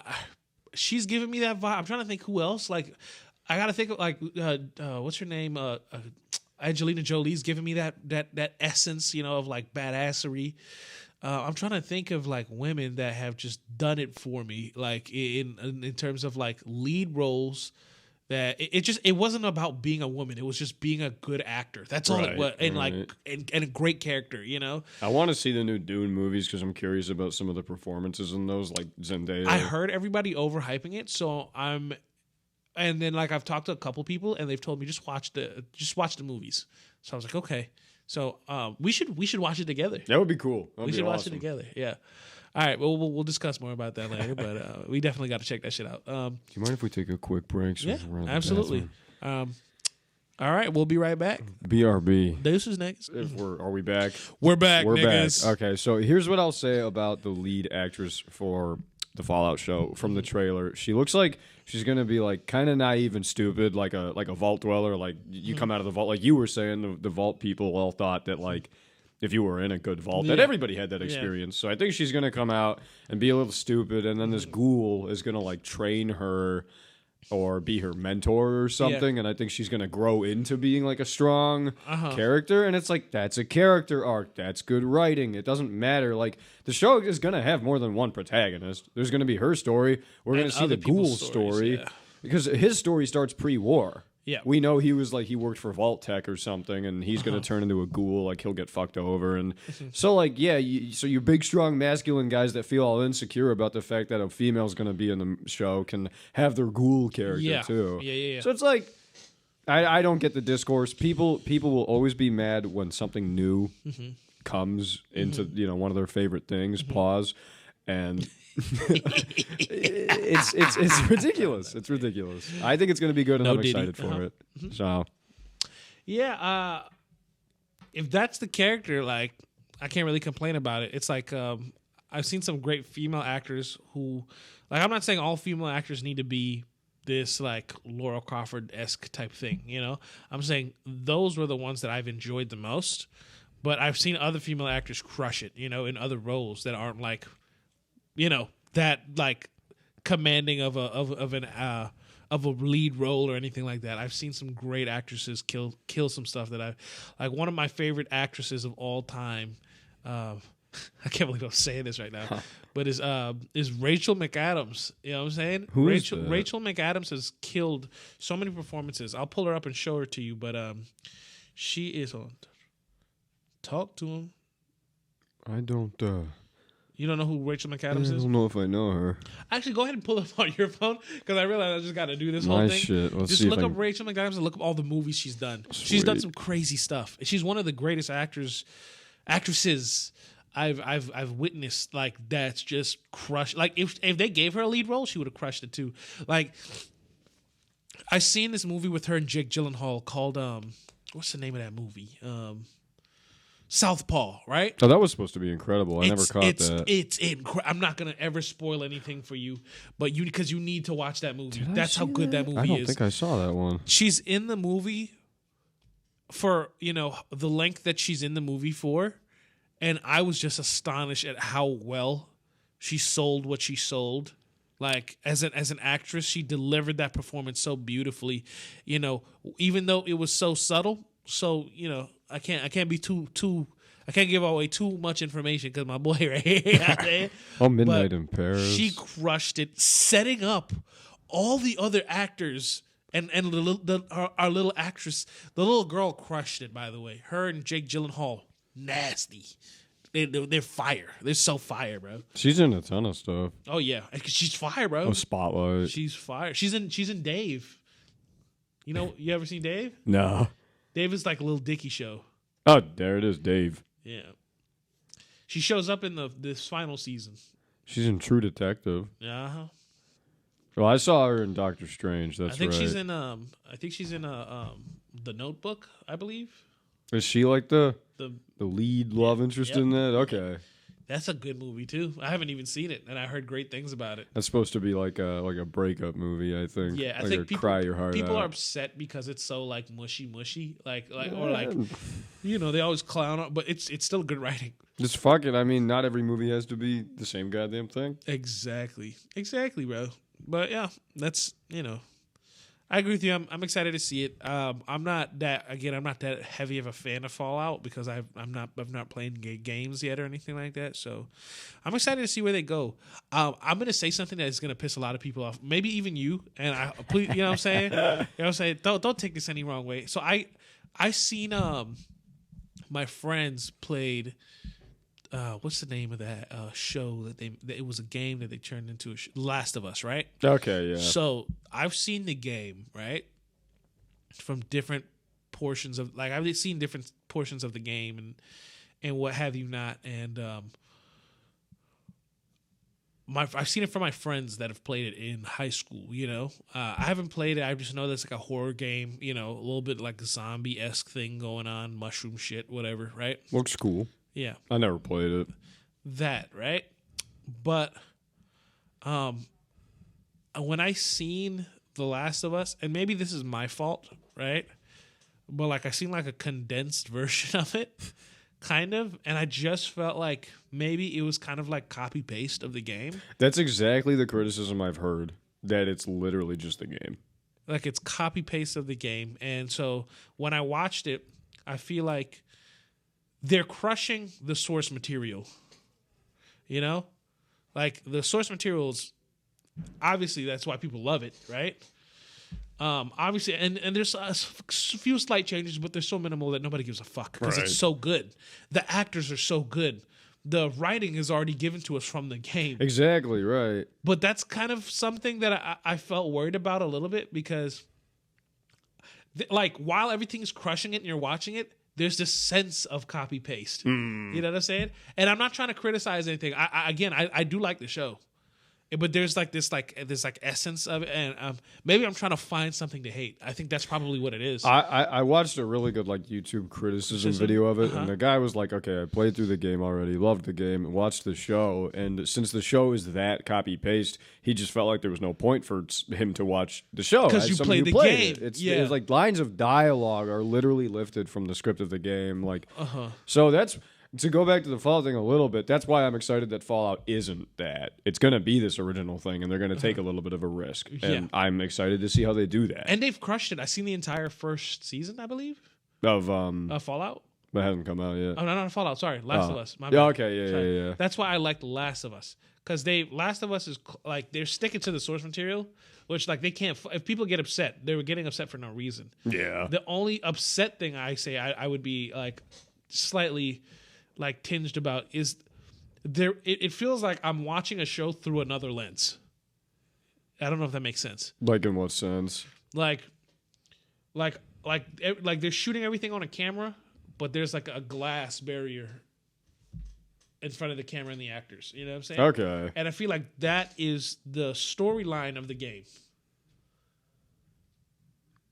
I'm a little confused. Okay, like I'm trying. Let me see if I can put this into like good words, maybe, because I can't be specific because I've not played the game. Right, I've only seen pieces of it and I've heard people talk about it.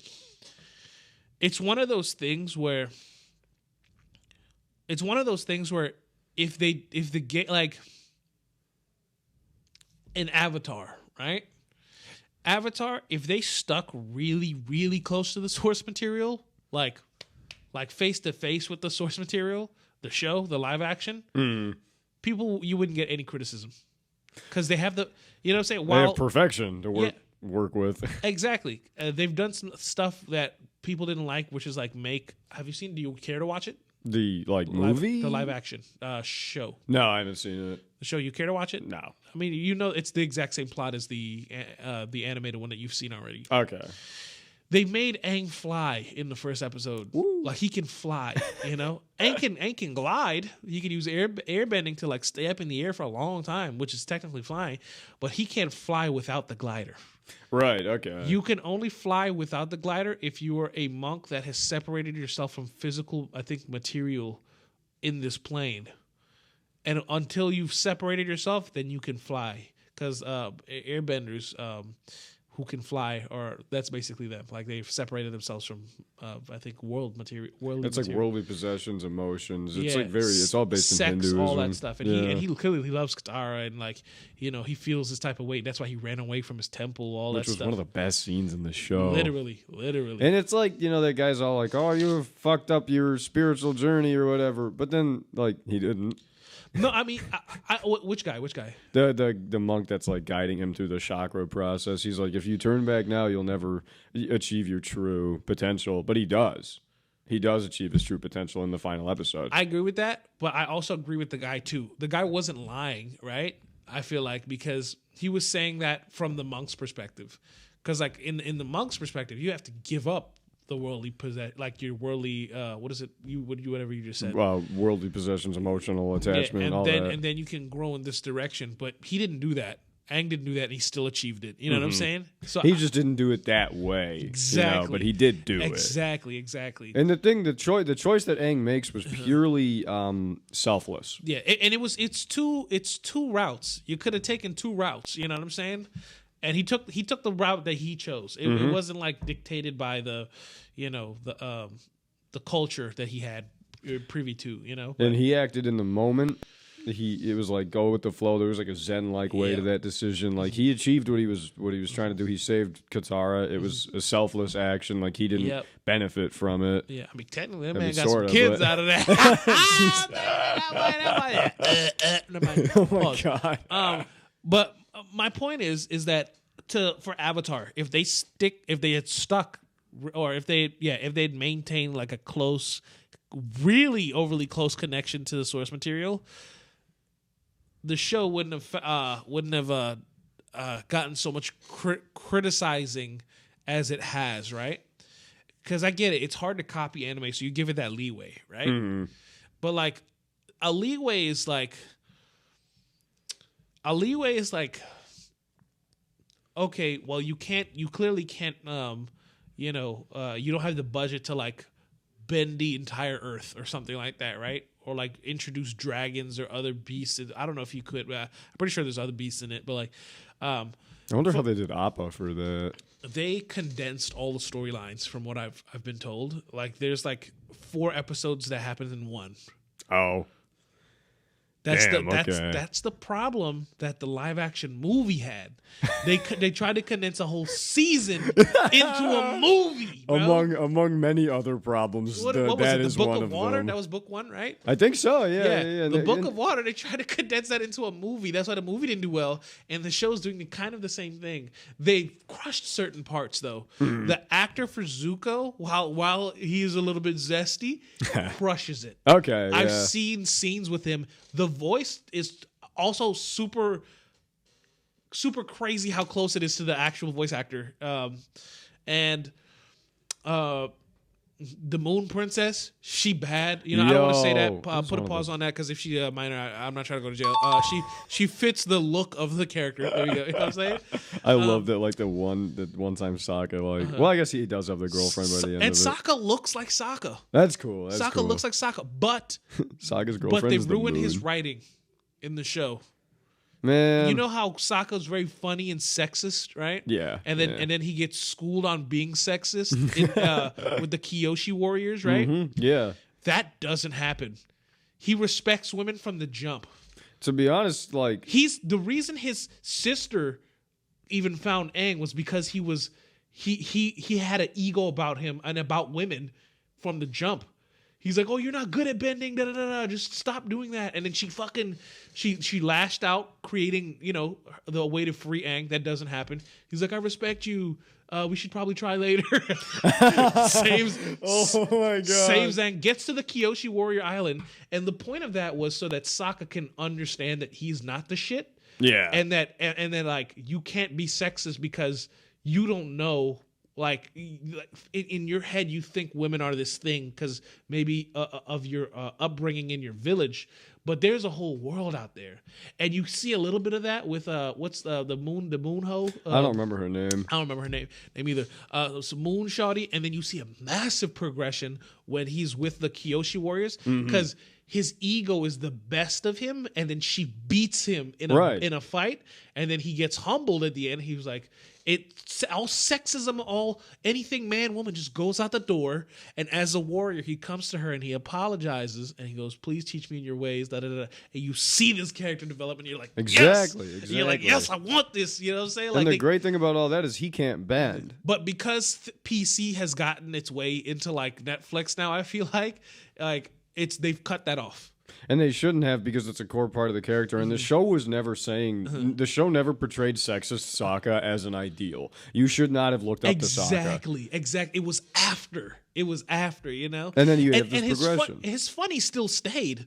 You know what I'm saying? But his insults to women, though, like when that happened, it wasn't funny. There was a separation. You could tell. Right. Like whenever he was like, you can't do that because you're not that good of a water. Like what? Like you could tell that was an insult. That wasn't a joke. And then when he told a joke, you could tell. So and that's why like highlighting his sexism, right? While it was so minimal, when it did happen, you could tell that it wasn't meant to be a joke. He really was arrogant. He was ignorant and arrogant.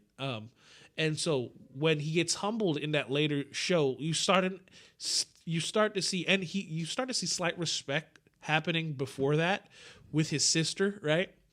And then like as that happens with the Kyoshi Warriors and all that stuff, and then you start going into like Toph territory later on, and you start to see his and other fighters, he don't treat them like women. He treats them like warriors now. Yep. You know what I'm saying? You see that, and that's there's a point where he never thinks about it again. Exactly. And then him and the Kyoshi Warrior start dating by the end of it. His first girlfriend turned into the fucking moon. Yeah. Can you be being the guy that can be like, you see that? That's my girl. I like that. One thing in Korra that I feel like is funny and that I enjoy is that we technically don't know who Sokka's kids are. Oh shit. Because Sokka was a ladies' man. Toph liked them. You know what I'm saying? The Kyoshi chick liked them, and like 2 other girls liked them. The moon liked them. You know what I'm saying? Taka was getting pussy. He was getting played out here. Jesus. But anyways, my point is, back to Last of Us with this whole thing, is the live action would benefit if it stuck closer to the material and took more time instead of condensing all these things, right? I felt like The Last of Us, while they did bend a couple things like the race of the character, maybe, right? Things like that. Maybe, yeah. That wasn't a problem. Nobody cared about that because the character still acted their asses off, right? And it stuck close to the source material at the end of the day. But I felt like it could have done a little bit better if it was just a little bit loose from the story. Just a little bit, not too much. Right. Like, I just felt like, okay, this is the character. Like, if I decide to play the game, this is the character I'm going to get. And I did a little, I watched the playthrough, and the way the character is in the game is the way Pedro Pascal plays it, which is perfect. You know what I'm saying? But I definitely feel like as actors versus the game, you can give them a little bit more room. You should, because the thing about The Last of Us is it's a cinematic game. It already feels like you're watching a TV show, but you're controlling it. Yeah. So, like, okay, cool, live action TV show. Well, the game was already kind of a live action TV show. It was, the graphics were so good, it almost looked like reality. That game was going for realism. So it's like to have a shot-for-shot, line-for-line recreation is almost pointless. Unless you can't play the game or don't want to and you just want to sit there and watch it. But for fans of the game, it almost feels pointless, I guess, from what I've heard. Yeah, and that's my thing. It's like you're trying to appease the fans, right? Right. Who else would this be for? Exactly. But like me, as somebody who hasn't played the game, I've seen like a little bit of stuff from like the intro.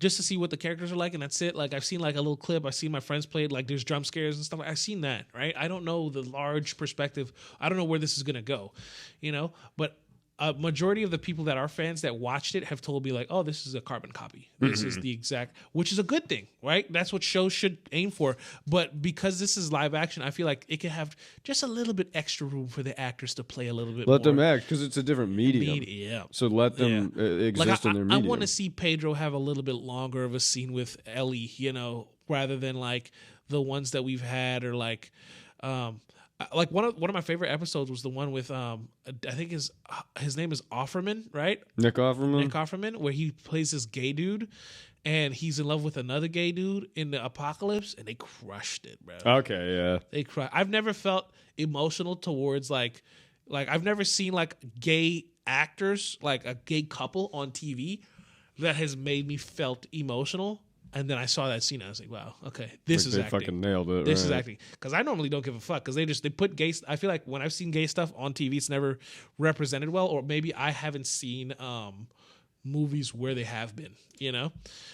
So when I seen that, I was just like, the first thought that came to mind was like, "Yeah, this is really." I didn't feel like it was a gay relationship. Right, A relationship. Gay didn't even pop in my head. It was like the way that they wrote. It was like another human being cared so much of another human being, and this happened, and I was like, "Oh, this is so good." I kind of teared up a little bit too. That's sick. Yeah, That's fucking awesome. It was really good, and I wish if they did do more writing on stuff like that, like definitely lean into that, because that episode surprised me. It's totally unfocused on Ellie and homie. They maybe referenced them like twice or something like that. It was heavily focused on Nick Offerman and whoever the other actor was. Amazing actors, And that's also what I like to call acting, bro. Like whenever you put it's like hiring a disabled person to play a disabled person type of thing too, It's like, well, we know they're disabled, but can you pull it off? Like, you know what I'm saying? Like they're going to pull, like disabled person's going to pull it off always. Can a regular person pull off a disabled person? Can a disabled person pull off like things like that? I like to see shit like that, which crosses a boundary, because there is a line where it's like, oh, you need more representation of these people. Maybe you should hire these. I get that too, right? But stuff like that, I've enjoyed seeing too. I think his co-host, I'm not sure. Maybe we could pull this up later, but I think his co-star was gay. I'm not. Maybe I don't know. I'm not too sure, but I know. What's funny to me is the lead actor of How I Met Your Mother is a gay guy. Neil Patrick Harris. Not the lead. He's not the lead character. Is he not? No, he's the second. He's the secondary character. The lead character is Mosby, Ted Mosby. Mosby from Sweet Life. No. White guy. He's the one narrating like How I Met Your Mother, and it's this white guy talking about his journey.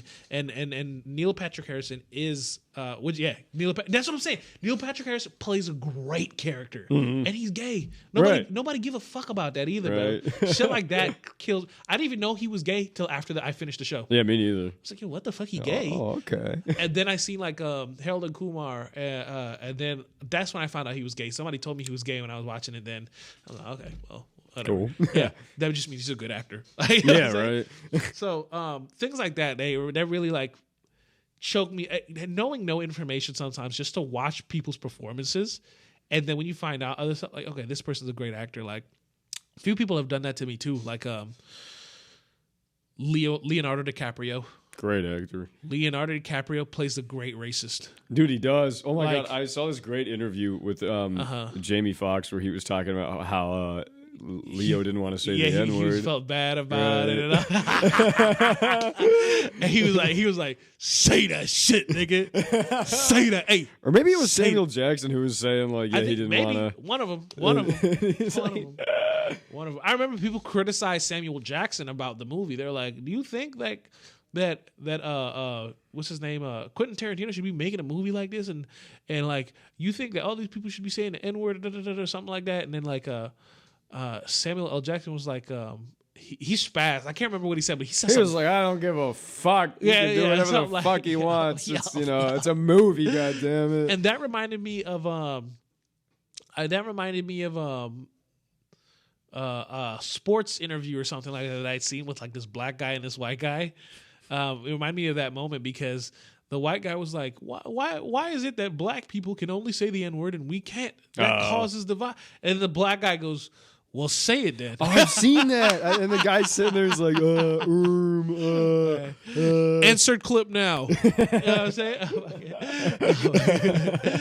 Yeah, man. That shit is that shit's hilarious. That's a great one. Yeah. But yeah, in terms of that whole thing, man, I'm excited to see what they do with Fallout. There's a bunch of other shows they're making too. I know that movie wise, there's things that I want that haven't even been discussed yet, and things that like do you enjoy DC? Not the DC movies. Gotcha. Just in general. Yes, yeah. I do. I'm a DC. Swamp Thing is my favorite comic book. Are you excited for James Gunn's DC? I'm excited to see what happens. Yeah, you know, James Gunn's cool because James Gunn could pull this off. Yeah. I have faith in the guy. I think the guy that he got to play Lex Luthor is I think he was in Mad Max, and he's also in Dune. He's the bald guy in Dune. I don't know about Dune, but I've seen him in a trailer. Dave Bautista, Tom Hardy. I'm trying to think of who was in. I know Tom Hardy was in Fury Road. Yes. Trying to think of other like men in that movie. Mm-hmm. Dude, Furiosa's getting a spin-off. I've heard that's good actually. It's not Charlize Theron, but I've heard it's good. I want to check it out. Hey, Lex Luthor, James Gunn. And you know what's crazy? I got to talk about Smallville for a little bit if we're going to talk about Lex Luthor. But this is the guy that's going to play Lex Luthor, and I have solid faith in him. I've heard of him. Yeah, he's a great actor. I've definitely heard of him. He's never done a bad movie either. Okay. You know what I'm saying? So let's talk about Smallville for just 2 seconds, because, Min, if you're watching this, you know exactly what's going on. Sorry, my bad. My thing is that in Smallville, the character Michael Rosenbaum. I don't know if you've ever heard of the name Michael Rosenbaum. No. He has a podcast. He has 2 podcasts. I think he's like one. He does like therapy talk with a bunch of celebrities. Is he the guy that dresses up as a gecko? No. Oh, okay. Therapy gecko. Michael Rosenbaum. You can go ahead, while I'm talking about this. You can go ahead and pull up Michael Rosenbaum. See who he is in the meantime, and then pull up Michael Rosenbaum the pod. You can see what he looks like now versus Lex Luthor. You know what I'm saying? Okay. The reason I bring him up is he also has another show called Talkville. It was initially going to be called Small Talk, and he has it with the other actor. If my brain can remember who the actor is, it's the one that plays Clark, Tom Welling. Tom Welling, and Tom Welling crushes it. And basically, they rewatch the entire show because they've only seen a few episodes, but not the entire thing. And they rewatch it with the fans, and then they discuss it. And it's awesome. And the reason I bring that up is because in all of DC live action, any and every live action, the best Clark and the best Lex Luthor of all time is Michael Rosenbaum. Well, it definitely wasn't Jesse Eisenberg. No, but that was awful. It was Michael Rosenbaum, and you know why? Even though the show was kind of like bad, like Smallville was like a new freak of the week every week, right? They kept bringing up a new villain every week, but it was just somebody that was affected by the meteor rocks, which is kryptonite. And so Michael Rosenbaum was a character that I loved watching. He went from this rich bad boy that's a kind of a good person to the best friend of Clark Kent. Right? And he's the best friend of Clark Kent because Clark saved his life because he hit Clark off of a bridge, and then they fall into this river together, and then he's out cold, and Clark saves him, right? But he has like this personality thing where he's a little obsessive, right? And so obviously as a rich as a billionaire or millionaire, he fishes out this car, right? To investigate it over and over again. He has it in a room, like the whole car, all the pieces, like the ripped off door, like all of it, just in a room, just looking at it every day, obsessed. And he becomes really good friends with Clark Kent because he just wants to be really good friends with Clark Kent. And there's a little bit of curiosity as to what happened, right? Like he doesn't know he's Superman. He doesn't know at all, right? And the show sets it up in a way where you think Lex is the bad guy, which he is in the comics. He is, and in the show he is too. but we see layers to Lex Luthor that you never ever get to see, which is like maybe Clark is the bad guy because his best friend is Lex Luthor, who cares about him. But if Clark would have told Lex Luthor the truth from the jump, maybe Lex wouldn't be in this path that he is right now. Right. That's a good point. You know what I'm saying? It's a lot about how like these superheroes kind of create their villains. Exactly. Take a look at Batman, right? Batman doesn't kill people. Yeah. He only locks them away. And Yes. then you have the Joker over there who's like the Fucking perfect niggas foil. up. Yeah, he's the perfect foil to Batman. And I don't really know where I was going with this, but You were going with like how heroes create their villains. yeah, and it's I don't know, like okay, Batman needs the Joker. That's why he doesn't kill him. He needs him to be Batman. It's the other way around too. Joker needs Batman. Exactly, and there are some great pieces of Batman media that explore that relationship and that toxicity, and that's like Batman's a huge piece of shit. That's who Batman is. He needs these bad guys to be himself and have that weird twisted sense of justice that he has, and in that sense, he may not create some of these villains, but he's definitely like active in their continuing evil. Oh yeah. He wants them to. He needs criminals. Oh yeah. Every superhero needs a criminal, and without a criminal, you can't have a 80-year legacy. Have you seen the Bat Who Laughs or something like that? No. It's like a comic book where you know the gas that the Joker has, which turns everybody kind of like him, like the Joker. Yeah. There's one where the Joker pushed Batman to the brink of killing him, right? And then when Batman kills him, it activates this gas, right? Which turns Batman into the Joker. Oh no. Which is fire because he becomes the Deadpool of the DC universe, the Bat Who Laughs, right? Where it's like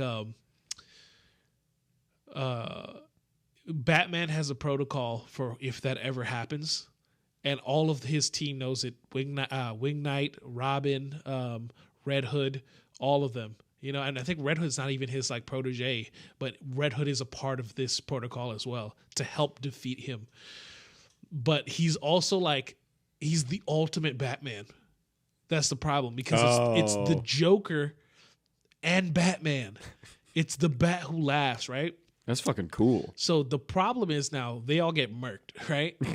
And from what I believe is the Joker has to eliminate everybody because he's done it on his world, right? And he's like, I need to do it in others, and he starts universe hopping and killing everybody. You know, Bruce Wayne, his parents, like the detective, Gordon, Commissioner Gordon, everybody, fucking everybody up, and then it's a good show. The person that told me about this was Gabe from upstairs. He told me he's a massive fan of the Bat Who Laughs. He told me like some fire stuff about it. It would be fire to have him on, and we could talk about that too. But some fun stuff about that was like you start to see things like it's Batman, but it's like Batman who's like it's not enough. Like in order to like save the world, you have to purge it. But purging the world isn't enough, so he has to like go into other dimensions and stuff like that. And they'll explain all that and make sense. But from like the broader terms of stuff, like that's basically what they do. And I think that was like a really cool. Way of introducing that character, and to know that like he can just jump into any issue. That's fucking crazy. And just fuck niggas up. And he's too powerful. And Batman, I think there's an ultimate Batman, right? Which. Both of them, at one point he goes into a universe where there's Bruce Wayne that kills. Oh, I've heard of that. Yeah. And then they kind of work together, something like that. And I mean that's fire, you know. Let me tell you about the worst Batman comic I ever read. Tell it to me, nigga. So in the 80s, they Batman had a Robin whose name was Dick Grayson. Everybody loved Dick Grayson. Everybody loves Dick. Type shit. Pause. No. And he like grew up or something and became he eventually became, it was either Nightwing or one of the other like evolutions of Robin. So then he gets a new Robin. His or name Red is Hood. You know what I'm saying? Maybe Red Hood. I don't know. Sorry, go ahead. his name's Jason Todd. Jason Todd. Yeah. Right. And everybody fucking hated Jason Todd. So what they did was they ran a poll. They were like, They killed him. yeah, no, literally, they were like, you can either that's a vote part to of the save him. original timeline, by the way. Oh yeah, That's like It's that's canon. Yeah, that's canon. it's crazy, but it's canon. And obviously, everybody voted to kill him. So I read that Fire, book. by the way. It's hilarious. I read that book, and the Joker. It ends up being the Joker who does it. kills But him, the yeah. way that the Joker does it is he becomes the ambassador of Iran.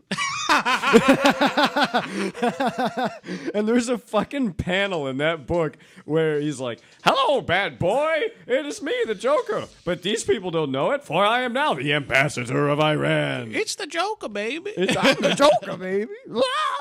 But yeah, and then he he takes over like the Iranian fucking government, and then has all these terrorist groups running around or whatever. And obviously, it's from the '80s, so it's pretty fucking racist as it is. But they kidnap Jason Todd and tie him to a pole in a warehouse. Yeah. And they just nuke him. They just explode him.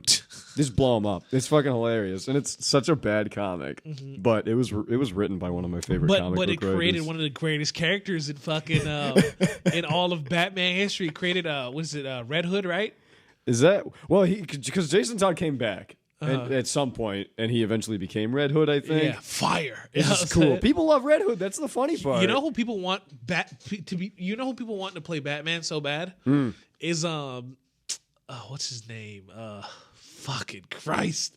It's Jensen Ackles Jensen Ackles from Supernatural. Yeah. They want him to play Batman. I thought Pattinson was a good choice. I still haven't seen that one, but That's not in the universe or anything. That's like a separate. Like that's like how we had the Batman with Christian Bale. Yeah, like how it's yeah. like a side movie, not a part of anything.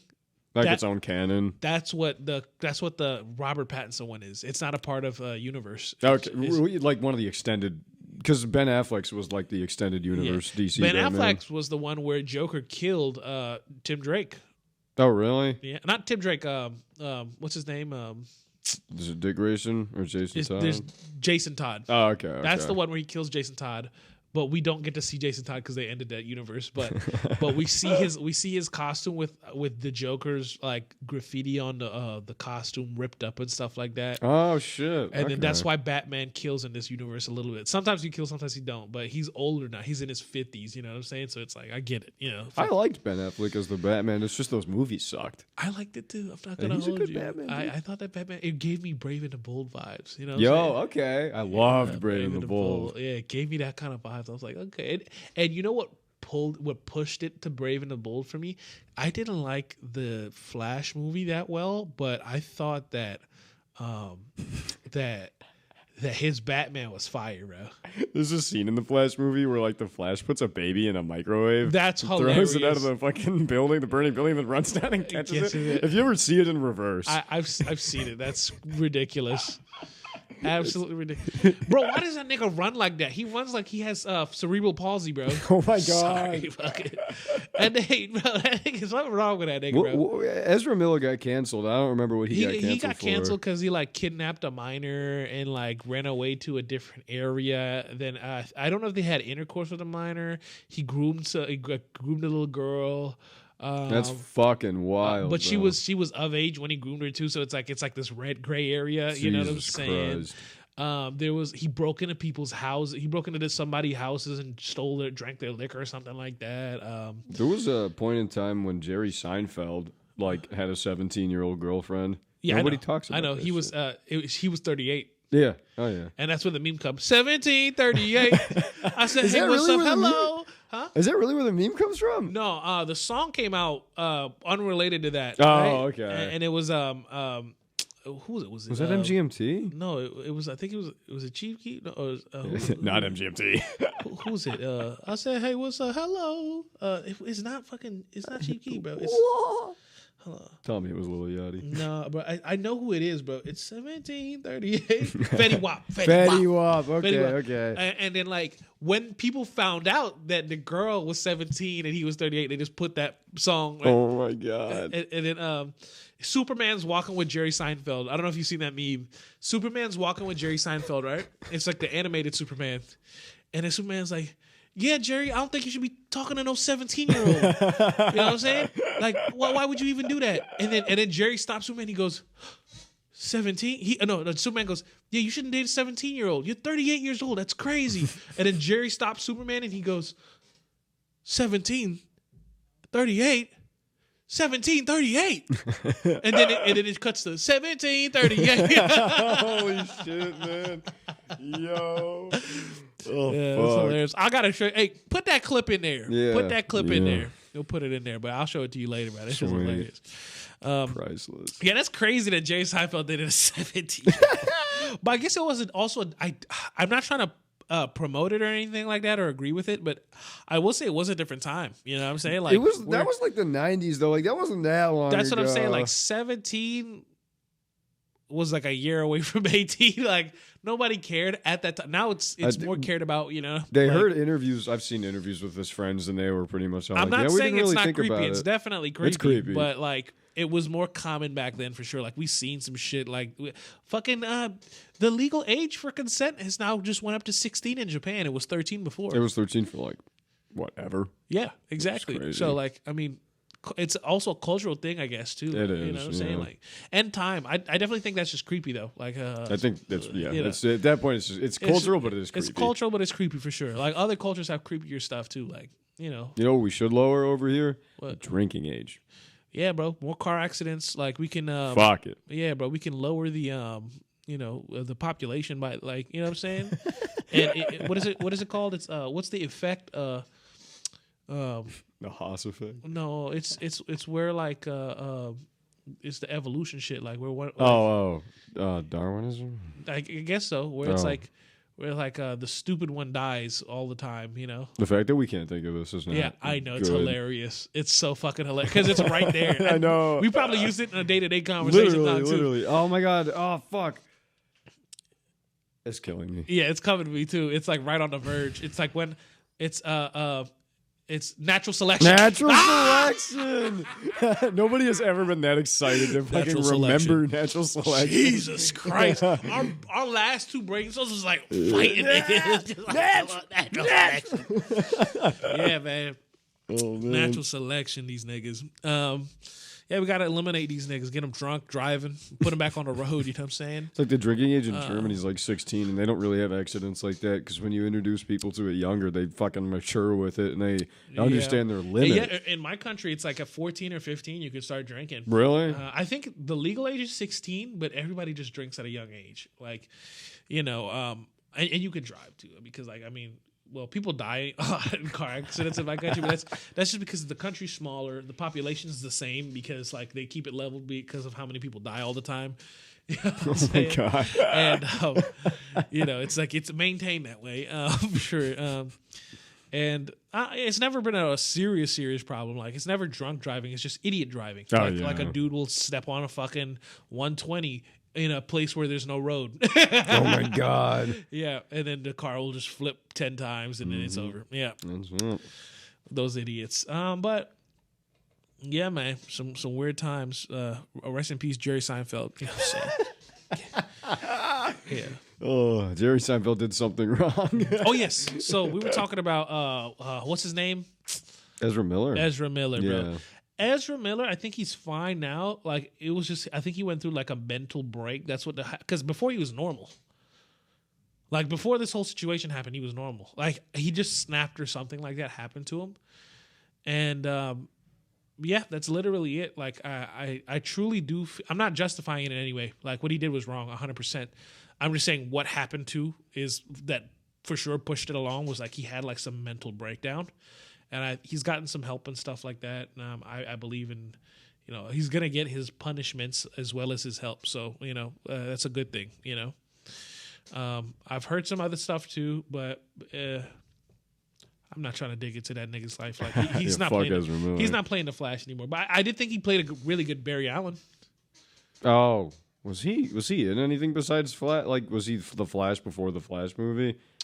Well, he was in the Justice League movies. Yeah, he was the Flash in the Flash TV show.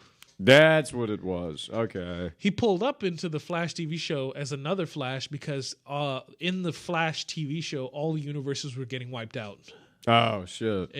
So like we see Ezra Miller and the TV show Flash meet for the first time, which is cool as fuck. I was like, oh, that's fire. And this was before the allegations. The allegation stuff started after that episode. Like, Wasn't that while they were making the movie? Yep. Like, because they released the movie knowing that he was like the fucking pedophile or whatever. Yeah, he's not a pedophile. I don't want to put that out there. Because the girl was of age. We can cut that. I'm not too factual about. No, you're good. Not You're good. Sure. No, we'll put allegedly on top of it. Yeah, you know what I'm saying? Yeah. But he basically, I think she was of age, and he groomed her still, which is creepy. Like that's fucked up. Don't ever do that to somebody.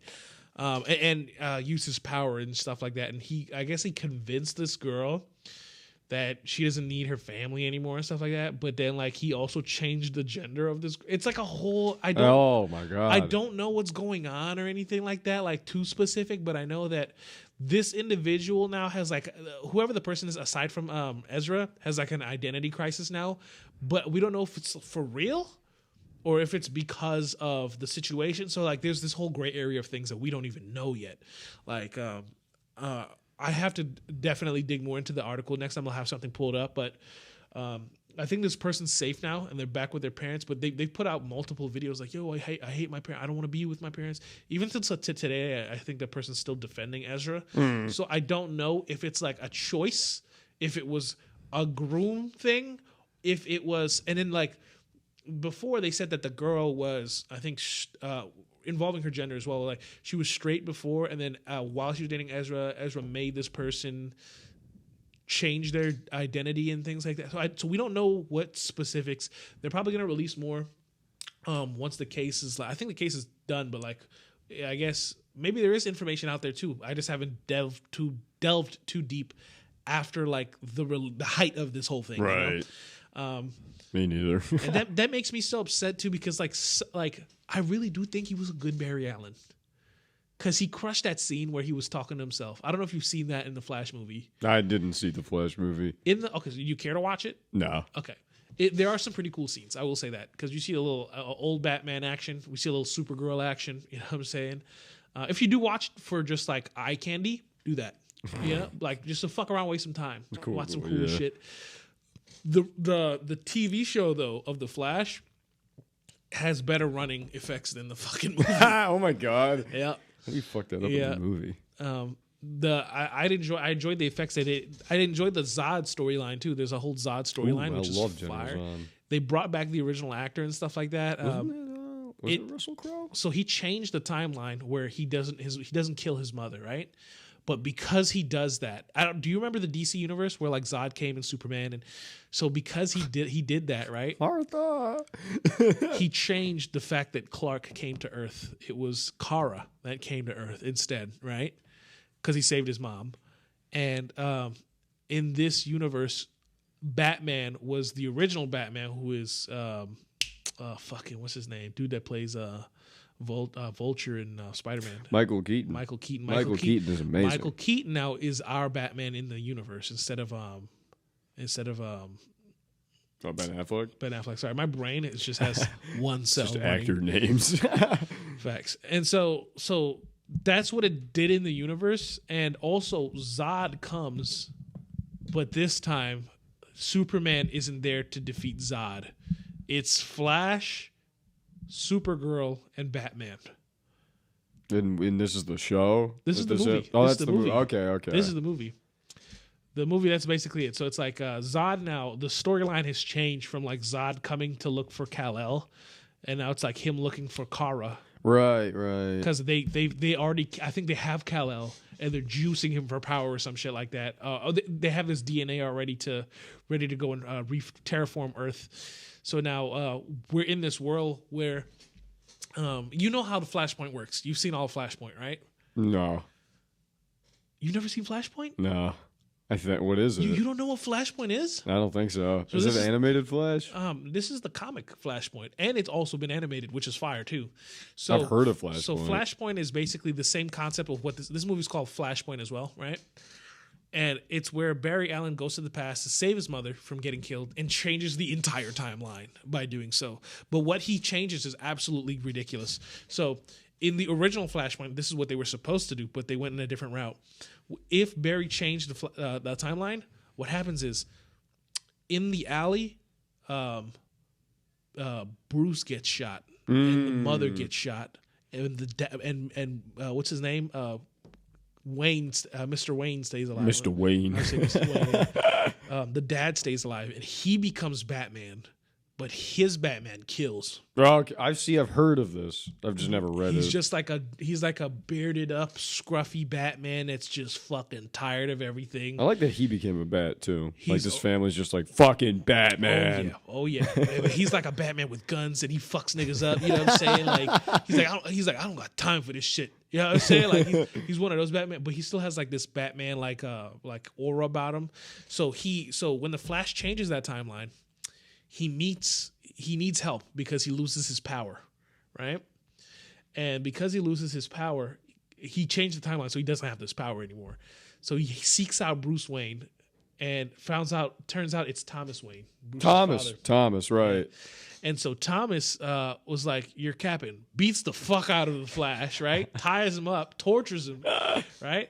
And then once he started saying things about Bruce that Bruce only knows about Thomas and stuff like that, Thomas started coming to like realize, like, oh fuck, well This damn, guy's nigga, for real. this shit is real. We got to help your ass out. And so I think Darkseid or something, or like one of these massive villains just pulled up to the fucking scene and is wrecking shit. But Barry does this so that he could save his like he went back so his mother could be alive, but now like the entire world is fucked. And so now Barry Allen gets electrocuted 4 or 5 times and is deformed. Like his like whole body's cooked. Like his hair is gone, his face is fried black. He looks like he was put into a batter of and fried in oil. Oh, word. Like it's bad, you know? And then he gets his powers back, and once he does, his body heals, of course. And now that he's gotten his power back, he's helping Thomas Wayne, you know, in his universe, trying to save the planet, but he can't because it's too much. There's nothing he can do. There is one thing he can do: time travel and get his mother killed, right? So that the timeline can go back to normal, so that this doesn't happen, right? And so Thomas was like, all right, I'm gonna do something. Fire, by the way, you need to watch this. Writes a note to Bruce as Thomas, right? Oh shit. Right? Gives it to the Flash, and we see a massive character development in our Flash, right? Goes back, you know, gets his mom killed. We see the hurt and pain in his character, right? Goes and meets Bruce, and this is why Bruce and the Flash are they show why their relationship is tight as fuck, right? The Flash pulls up on Bruce, and then like Flash kind of explains it in the short film. He's like, yeah, I just went to the past and fucked everything up, but I fixed it. And Bruce is like, what the fuck? He's like, all right, whatever, nigga, I don't give a fuck. And then Flash gives him this note, right? And he's like, yeah, by the way, I got a little gift for you. Like, you know, your dad sent this. And he's like, huh? And so he opens it, he reads it, and then the first time you see Batman cry, you know what I'm saying? Like a tear rolls on his eyes, and then like you see a connection between Batman and the Flash. Like he said something fire. He was like, you know, like that's why you my nigga. You know what I'm saying? And that's I just see that in a fucking comic book panel. like, that's why you my nigga. Oh my god, so- Batman. And that's why I feel like Batman and the Flash's relationship is fire, because you see that happen again, where Batman returns this favor in the form of a friendship in the length of a battle, where you see in the animated series, Batman is there's like a negative Flash or something like that, right? Not the Flash's villain, like another hero who just happens to have speed power, right? And in order to save a bunch of people, I think you've probably seen the scene where the Flash needs to run around this thing for a while in order to save these people's lives, but in the process he'll de-age and die, right? Yes, that's pretty iconic. But nobody knows about it, right? Only Batman does. Okay. And Flash was like, oh, I'll participate, because if I run, I can save everybody. He's not thinking that he's going to get old or anything and die and turn into dust, right? So he said, no, you're too slow. You actually can't run fast enough. I'm sorry. Oh, shit. It has to be this guy. And that Batman knew the whole time and saved Barry from doing it. So the guy did it, and then when he saved It was like the yellow Flash, right? Yeah, That yeah. I've seen. I saw that's an animated thing. That's I what I'm saw talking that. about. That's what I'm talking about. Okay. That was like returning the flavor of like and that's when you see why Batman cares a little bit extra about the Flash and the Justice League. You know what I'm saying? Because there's like this level of camaraderie that like the Flash, while he's goofy a lot of the times, like you see that he doesn't give, like he cares a lot. So he'll, and then you see this relationship get built. It's beautiful, man. It's really beautiful. It's making me fucking gay talking about it. You know what I'm saying? That's sick though. That's sick. Soft, they did a good job. Some of the DC animated stuff is great. Bro, I want to see Static Shock and get created. Like another Static Shock, bring it back. Not animated. Animated is fire. If they bring it back, I'm gonna come. I'm gonna come all over myself. You know what I'm saying? And not wipe it, leave it there for days. I didn't know Static Shock was related to DC. Huh? Sorry, I didn't know Static Shock was even related to DC when I was a kid. He isn't. He's a Dark Horse character. Oh, okay. He's a Dark Horse character, and then DC just took him. Yoink! They're like, "You're fired, nigga." You know what I'm saying?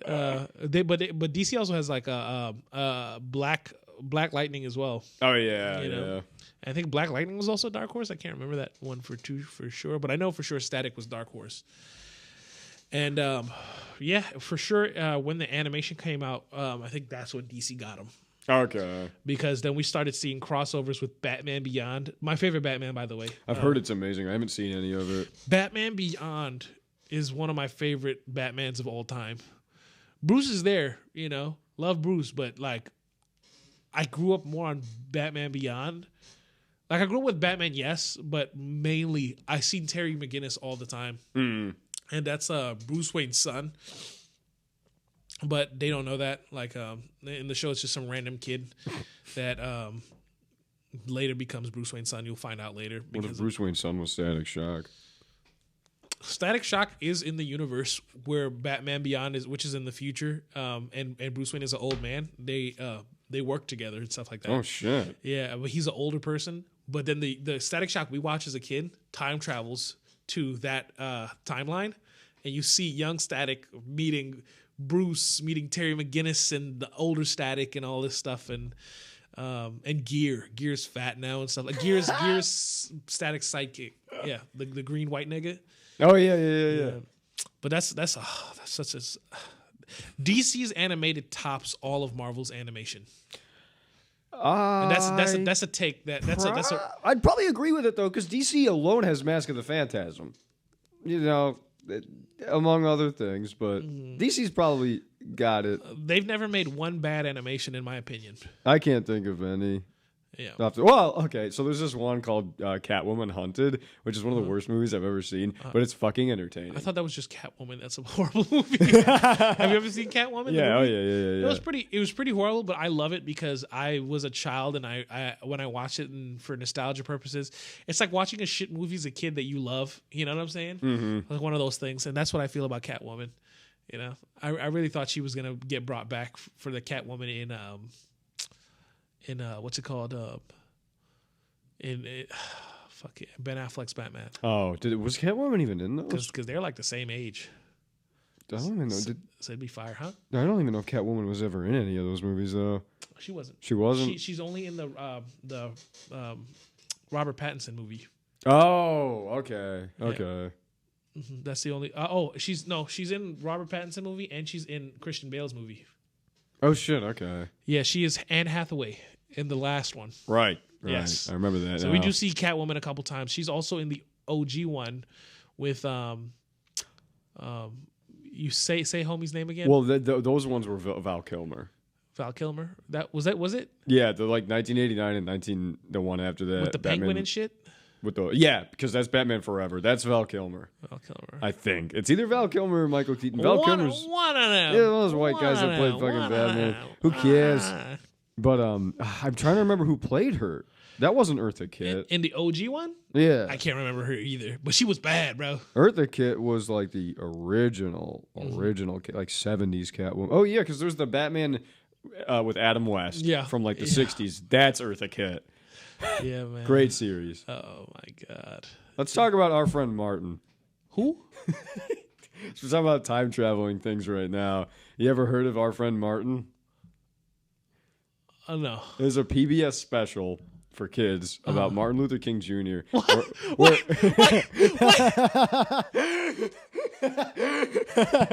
No, guess what? This is crazy, dude. Nigga, what? This is crazy. So MLK, right? These kids are learning about MLK in school, Okay. and they're like they're not appreciative of it. Like they don't understand this what MLK did for civil rights and stuff. So Whoopi Goldberg sends these two kids into the past. Okay, and Whoopi Goldberg sends these kids into the past, and they meet Martin Luther King Jr. and they like bring him back to the present. But because they bring him back, like civil rights doesn't change.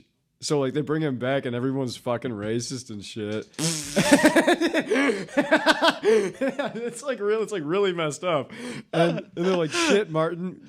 Martin doesn't know he's gonna die. Bring back Martin. So they take Martin back and MLK gets shot or whatever. But there's like a part of that movie where LeVar Burton is. What they should have done is like take him like an hour before he got shot to the future. You know what I'm saying? That way, it still would have went through. You know what I'm saying? I literally said that when I was watching it. I was like, they could have saved MLK. Like the civil movement, and then you could say how he got killed or kidnapped, and then the movement would still go even harder. Like, racism would still be ended, but he would live in the future. People would be like, "You look like MLK." I am MLK. I get that all the time. You know what I'm saying? Like, okay. No, it's one of those like it's not a great. You've created a movie with us. We need to make the movie. What, this bringing MLK back? Because they made a movie about where I don't know if you've seen it, but I've seen pieces of it where they brought back Hitler. Like Hitler came back into present day and is like a touring comedian. Oh my god.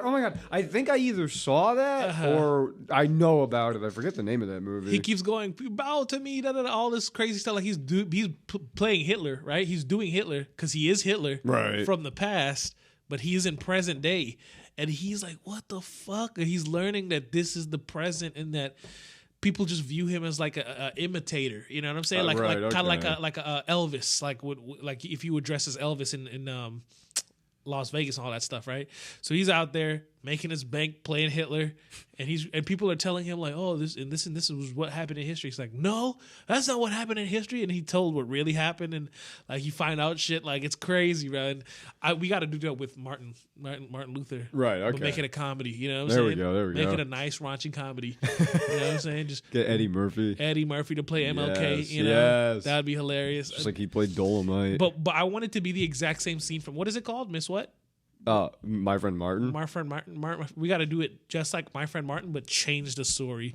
Like, I talked to the original creators. I'd be like, just let's bend it into a comedy, right? It's like you guys were so close. Yeah, you're so close. We bring back Martin. We bring him in today. You know, we introduce him to OnlyFans. You know what I'm saying? Like, he sees what today is like.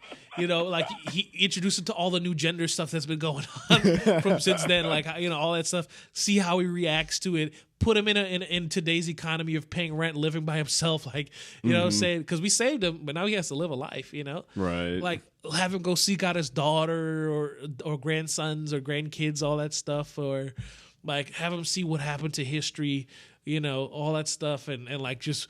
It's a comedy, but it's kind of real. It's a comedy because it's real, you know, and like do shit like that. And you're like, oh, well, how would he react to all these different, 9/11, you know what I'm saying? He doesn't have 9/11. You know That's true. That's true. Like, what the fuck? He'd be like, who the fuck is Osama, nigga? You know what I'm saying? Like, he wouldn't have known about any of this shit. That's what I'm saying. In the He Middle wouldn't East, know nothing. And it would be so crazy to make like and then Eddie Murphy would just be fucking enamored. You either have Eddie Murphy or you do LeVar Burton. You bring LeVar Burton. Who's LeVar Burton again? Reading Rainbow. Him or the guy that's gonna play Blade. They're doing Blade again? Mahershala Ali. Oh, okay. Mahershala Ali would be a fire MLK, bro. or Jamie Foxx. Yeah. I think Jamie Foxx played Malcolm, I believe. Did he? Yeah. Was he Malcolm? Okay. A couple people was Malcolm. Well, who was the one in Judas and the Black Messiah? I didn't see that. That was a younger guy. Let me see. That was a guy, I want to say he was either in Get Out or like, he's been in stuff lately. But you're talking about a new young actor. I know who you're talking about. I think he was in Get Out. Oh, you know who also played Malcolm X? Who? Denzel Washington. Oh, did he? What did he play that in? The movie was called Malcolm X. Word. 1992. Okay. So that was fresh. You know what I'm saying? I love Denzel. So he played Malcolm X. A couple other people played Malcolm too. I gotta find them. There was another Malcolm X movie. Let me see. Let me look up what Jamie played. Did Jamie Foxx play? Sorry, y'all, for the dead air, nigga. I'm just interested in who played Malcolm X. Malcolm X. Nah. It was Samuel L. Jackson was supposed to play Malcolm X and turned it down. Oh my god. But the people that are in the movie are Jamie Foxx and Angela Bassett and such. I love Angela Bassett. She's fucking awesome. Bro, I have such a huge crush on Angela Bassett. I'm looking up the guy that was Daniel Kaluuya. I don't know how to pronounce his last He played name. Martin, or who did he play? Oh wait, no, he didn't play Malcolm X. He played a guy named Fred Hampton. Sorry, not fucking Malcolm or fucking what's his name? Goddamn, yeah, Martin or Malcolm. Oh, this guy. This was like the guy that was like one of the leaders of the Black Panther party. This Fred Hampton guy that Daniel Kaluuya played. Okay. Did you see there's this movie I seen No, not movie. I apologize. This is real life. A black guy fucking convinced one of the leaders of the KKK to like be a black activist. I think it was Killer Mike. Was that it? Because Killer Mike was doing that show where he was going around talking to racists and stuff, and he like bonded over like gun rights with like the KKK or something. He kept going to one of this guy's house, right? Whoever this person was, it might be Killer Mike, I don't know.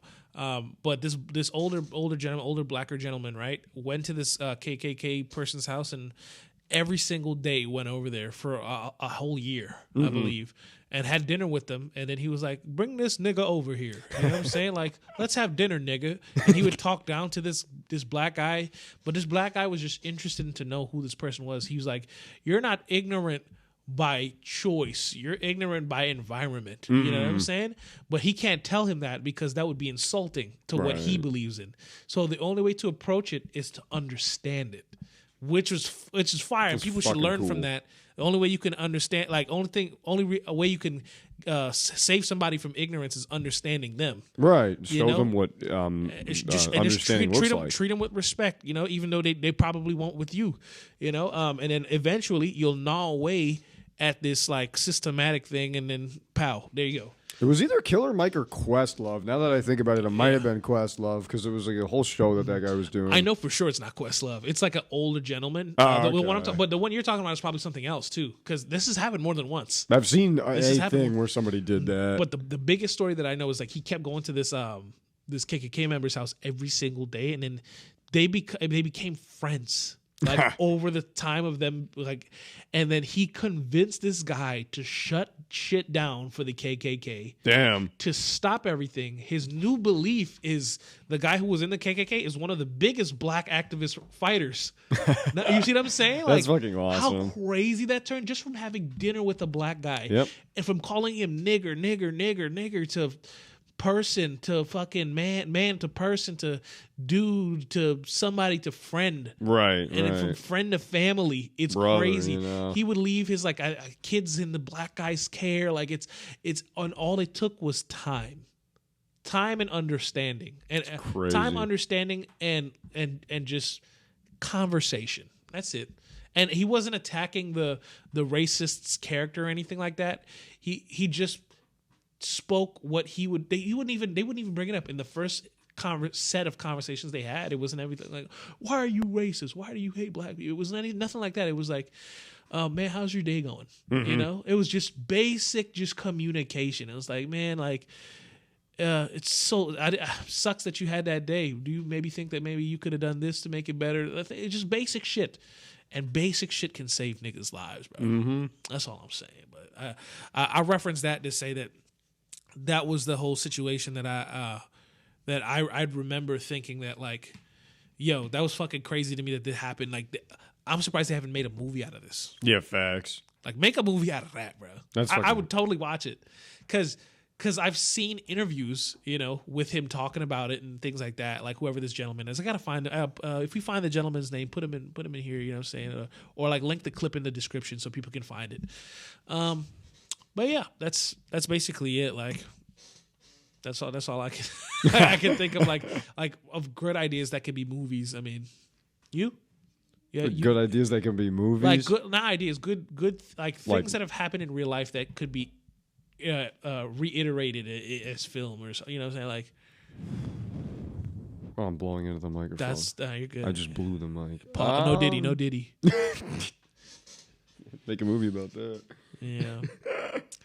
There's a ton of stuff. There's like musicians' stories and that sort of thing would be cool to see. They're doing like a Beatles biopic for every Beatle. Beatles biopic? Yeah, they're like in 2027. There's going to be 4 Beatles movies that come out: John, Paul, Ringo, and George. Did you see that? I think this might. I don't know if this is the first, but this is one of the movies that was created. It was the movie on Bob Marley. Oh, One Love, or I think that's what it was I haven't called. seen it, and I'm afraid to watch it. I heard it wasn't that good. I'm afraid to watch it. I heard it just wasn't. I said the same thing. I'm not trying to be a dick or nothing. Like, I respect the kids and the grandkids of Bob Marley. Like, I grew up on Bob Marley. Yeah. My mother and father put me on because we grew up with that kind of music, because we're from Guyana, which is a Caribbean nation. And I had high expectations, and it was right for me to have high expectations because I put Bob on a pedestal, and there's a reason I put him on a pedestal. And to make a movie like this, I'm going to have high expectations. And I didn't watch it because not only did I know something seemed off, but like I saw the trailer, and something about the trailer rubbed me wrong. I didn't like the trailer. I kind of got the same feeling. I kind of didn't really like some of the actors in it. I'm sorry. Like, I seen some, like maybe the actors could have been good in other roles, but this was just not the role, bro. Like, and they were Americans, and I think British and American people playing Bob. Come on, man.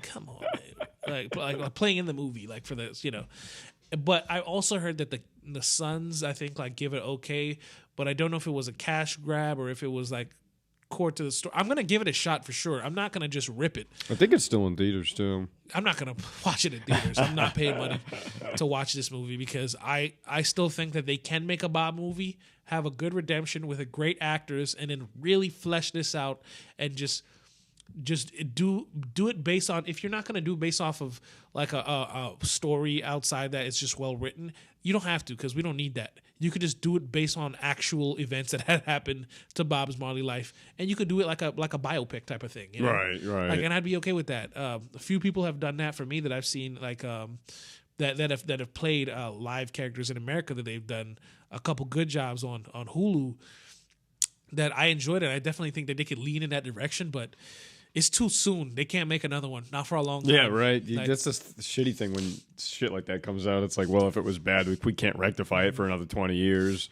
Or they do, and people never see it. Yeah, and the good ones always are the ones that get slept on, too. Like, if they drop a good one, like if they drop a Bob Marley film and it's fire, we're just going to be thinking about the recent one that just came out that's like ass, and we're just is it worth? We're not going to watch it. Hell, there was a James Brown biopic that came out a few years ago with Chadwick Boseman playing James Brown. I heard that was good. I heard it was really good. Nobody fucking talks about it. Exactly, man. I heard it was really good, though, and I've been meaning to watch it. Man, rest in peace, Chadwick, bro. Yeah, for real, dude. Yeah. Nobody knew till he was announced dead. Nobody knew besides his family. What was he sick? Did he get? He had cancer. Oh, okay. He had colon cancer, I believe, or something like that. And like with MF Doom, same thing. He passed away. Like, we didn't find out till these niggas died. The day that they died, not the day, but like a couple days after they announced the death, and then we found out that like, oh, okay, only the family knew, and then like maybe close friends, and then the public knew way after the death. Doom's family waited a month before announcing it. He died, it was like October 1st, and nobody knew till December 1st. Yeah. Which I think was cool because they gave the family the time to like deal with it on their own terms before it became a public thing. Yeah, man. That's just crazy. I think John shout out John Q. John Q, I think, has like a story involving this that maybe he could shed the light on, or maybe he's talked about on our show already, but we'll put a clip in or something. And but one of his and I can't tell. So here's the thing, y'all could if they see this, John has one of his friends is an artist that he makes like remixes and stuff like that, right? And he's pretty well known in like the hip hop community and all that stuff. Is it DJ Mari? No, it's who is it? I'm trying to remember. He made the Q&A theme? No. Hold on, I'm gonna pull it up. Marquise, bring it back. Get in here. So I think there was like this story with Marquise involving Chadwick Boseman or something like that. Shout out Q. I think Q. We'll have Q tell the story. I'm not good at telling it, or put the clip in or something, or we'll link the video with the clip in there. But yeah, that was pretty cool. It's a shame that we lost these people, bro. Like MF Doom and fucking Chadwick. Rip. God I think MF Doom was probably the greatest rapper of our generation. How did you feel about them not replacing him About not replacing Chadwick? as Black Panther? They probably shouldn't.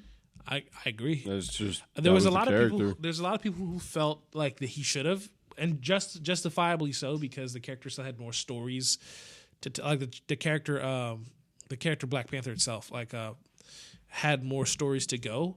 But I kind of like the route they took, because in the comics that also happens too, but way later. But if they do it soon, it's fine. Like, and it pays respect to Chadwick. You know what I'm saying? I really like what she did, though. She did a really good job in that movie. At first, you know what vibes it gave me? It gave me trilogy vibes of Star Wars. Oh shit! Okay. I felt her leaning to the dark side, and I thought for sure she was gonna kill bro. I never saw the second one. Mm-hmm. Oh my god. Yeah. Hold on. Min just pulled up to it. Just give him a second, all right? We're still going right now. But I think we'll get him in here. There's a door open. Yo, yeah, we're shooting. We're in the middle of shooting. Oh, what's up? I've been here. I've been trying to find you since 11. Did you? No, Are you shitting me? you didn't text me. I did call. I called you like 7 times. I was here since 11. I was trying to find you. You guys are shooting right now? I got some big news to record on the podcast. You just got here, bro. You just got here. You guys are shooting right now? Yeah, we're literally shooting. I'm gonna kill you some big news that just got reported to me. Are you pregnant? On the podcast, right? I just got accepted into UCF Jazz, so. Let's go. That means you fully gay now. Hey, we had a debate. Oh no, we'll have it next time. I gotta go. Because I'll wait on King to come, but we'll talk about We'll talk about the Kendrick Cole and Drake stuff next time. Oh my god. We'll talk about it. Yeah. But yeah, that was wild. A little interjection, you know what I'm saying? A little break time. Now we'll keep this shit in. Fuck it. He said I called you 7 times. Facts, bro. I gotta drink this off camera, you know? Shit. I'm done. I just took my last sip of coffee, nigga. Coffee. Well, yeah, my man. You definitely got to give me some movies though. Like, I no, fuck it. I want to watch movies with you. Yes. That'd be fire. Yes. That'd be fire. Even if we just stream them together over Discord. Yeah. Or you could pull up to my crib. Yeah, word. I have a big. What size TV you got? A 50-inch? It's pretty small. You can pull up to my crib. I got a 50-inch Okay, with cool, a sound cool. bar. You know I'll what bring I'm saying? DVDs and shit. I do live in the hood, and my place does look cramped. But if you want to put up with that for the, you know what I'm saying, That sounds good to me, for man. the sake of the movie, We'll watch Blazing Saddles. I was gonna buy a 75-inch TV yesterday, but I opted not to because I was trying to return the TV that I had so that I could get the 75-inch. But shout out fucking Walmart. Them niggas is scamming, bro. So a year ago, I bought the warranty. Let me tell you this, okay? I bought the warranty because they told me if I wanted to return the TV ever, I'd just buy the warranty and I'd get my money back, right? They literally said that to me. Like a lifetime warranty? The cashier. It's not a lifetime, just 4 years, right? Okay, yeah. So I bought 4 years because I knew I was going to return the TV because when we moved, I was going to box it up, send it back, get the money, use that money to move, right? Or whatever. But the cashier I spoke with literally told me, oh, yeah, the warranty, if it's damaged, you can bring it in. We'll fix it. But, yeah, if you just want to return it, just purchase the warranty, and then you could bring it back, and then you can get your money back, right? I purchased the warranty over a year ago, like a year and a month ago, right? And I went to go take the TV back today because I was like, fuck it, we'll get a bigger TV, right?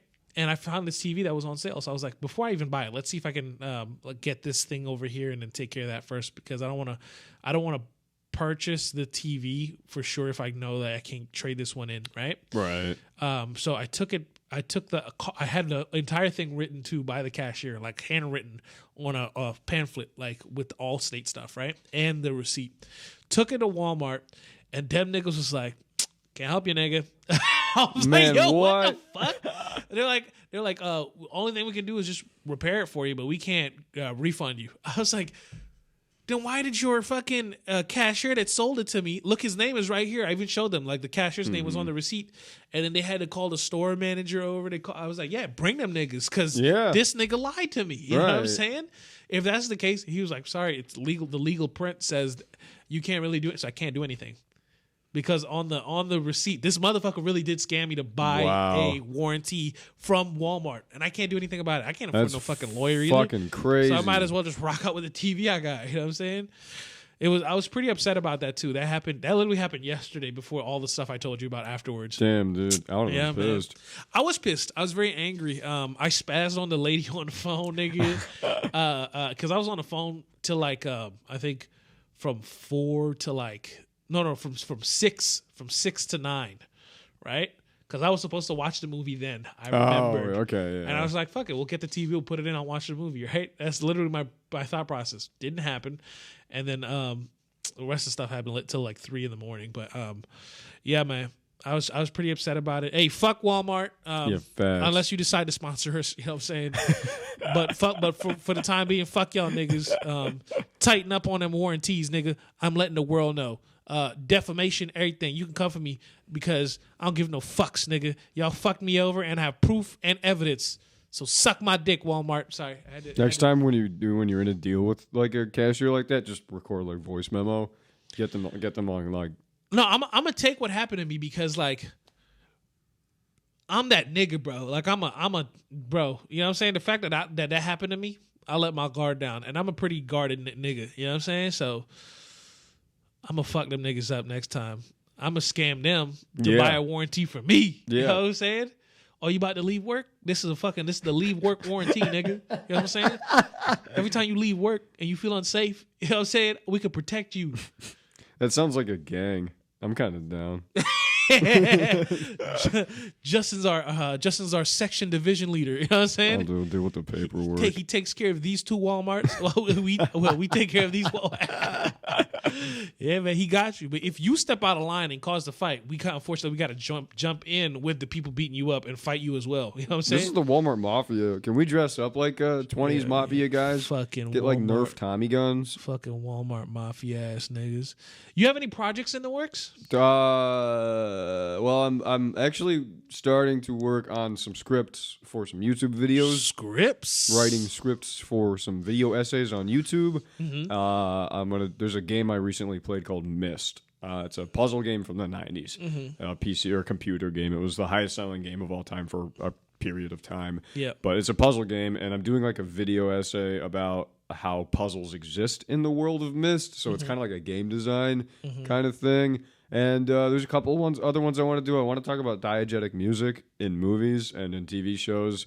And I'm like recording background music for all that stuff. So thinking about getting that started up soon. If I do a video, it should be done like within 3 weeks, hopefully. And then we have Robert Camera Guy that I recorded some music for some of his YouTube stuff. But I don't really have like an album or anything in the works right now. I'm kind of trying to break into some more multimedia stuff. I'm writing a book with Alex, kind of. Ooh. So can you give us any? What can you give us? What can you tell us? I don't even know if I'm supposed to talk about it, but like it's like a sci-fi, like post-apocalyptic thing. Yeah, let's go. Yeah, it's gonna be about like a kid and this old man. Nice. That are going to be walking around. No, don't tell us too much. Don't tell us too much. No, you know what I'm saying? No. That's pretty much. That's all you need to know. Yeah. Two characters. They're walking around. Shit's going to go down. Shit go down. I can't tell you what I don't know because I don't know where it's going yet. So are you writing? Are you helping create a major part in the story? Are you creating atmosphere? How's the process happening? Have you talked about it? What's the? I'm literally writing it, and he's just giving me notes.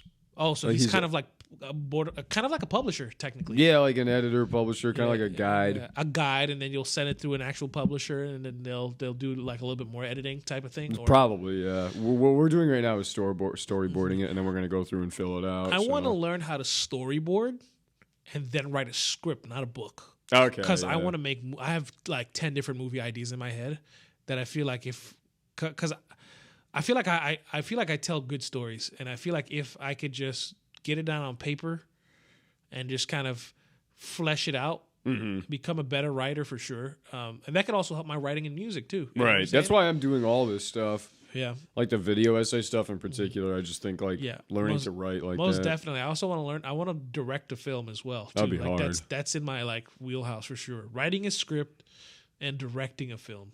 Because I have a couple movie ideas that I want to talk to you about for sure after this that are like things that I think I'm gonna fuck around with at the school. Because like I'm gonna see if I can. I see. I'm gonna because my stories go way too crazy in my head.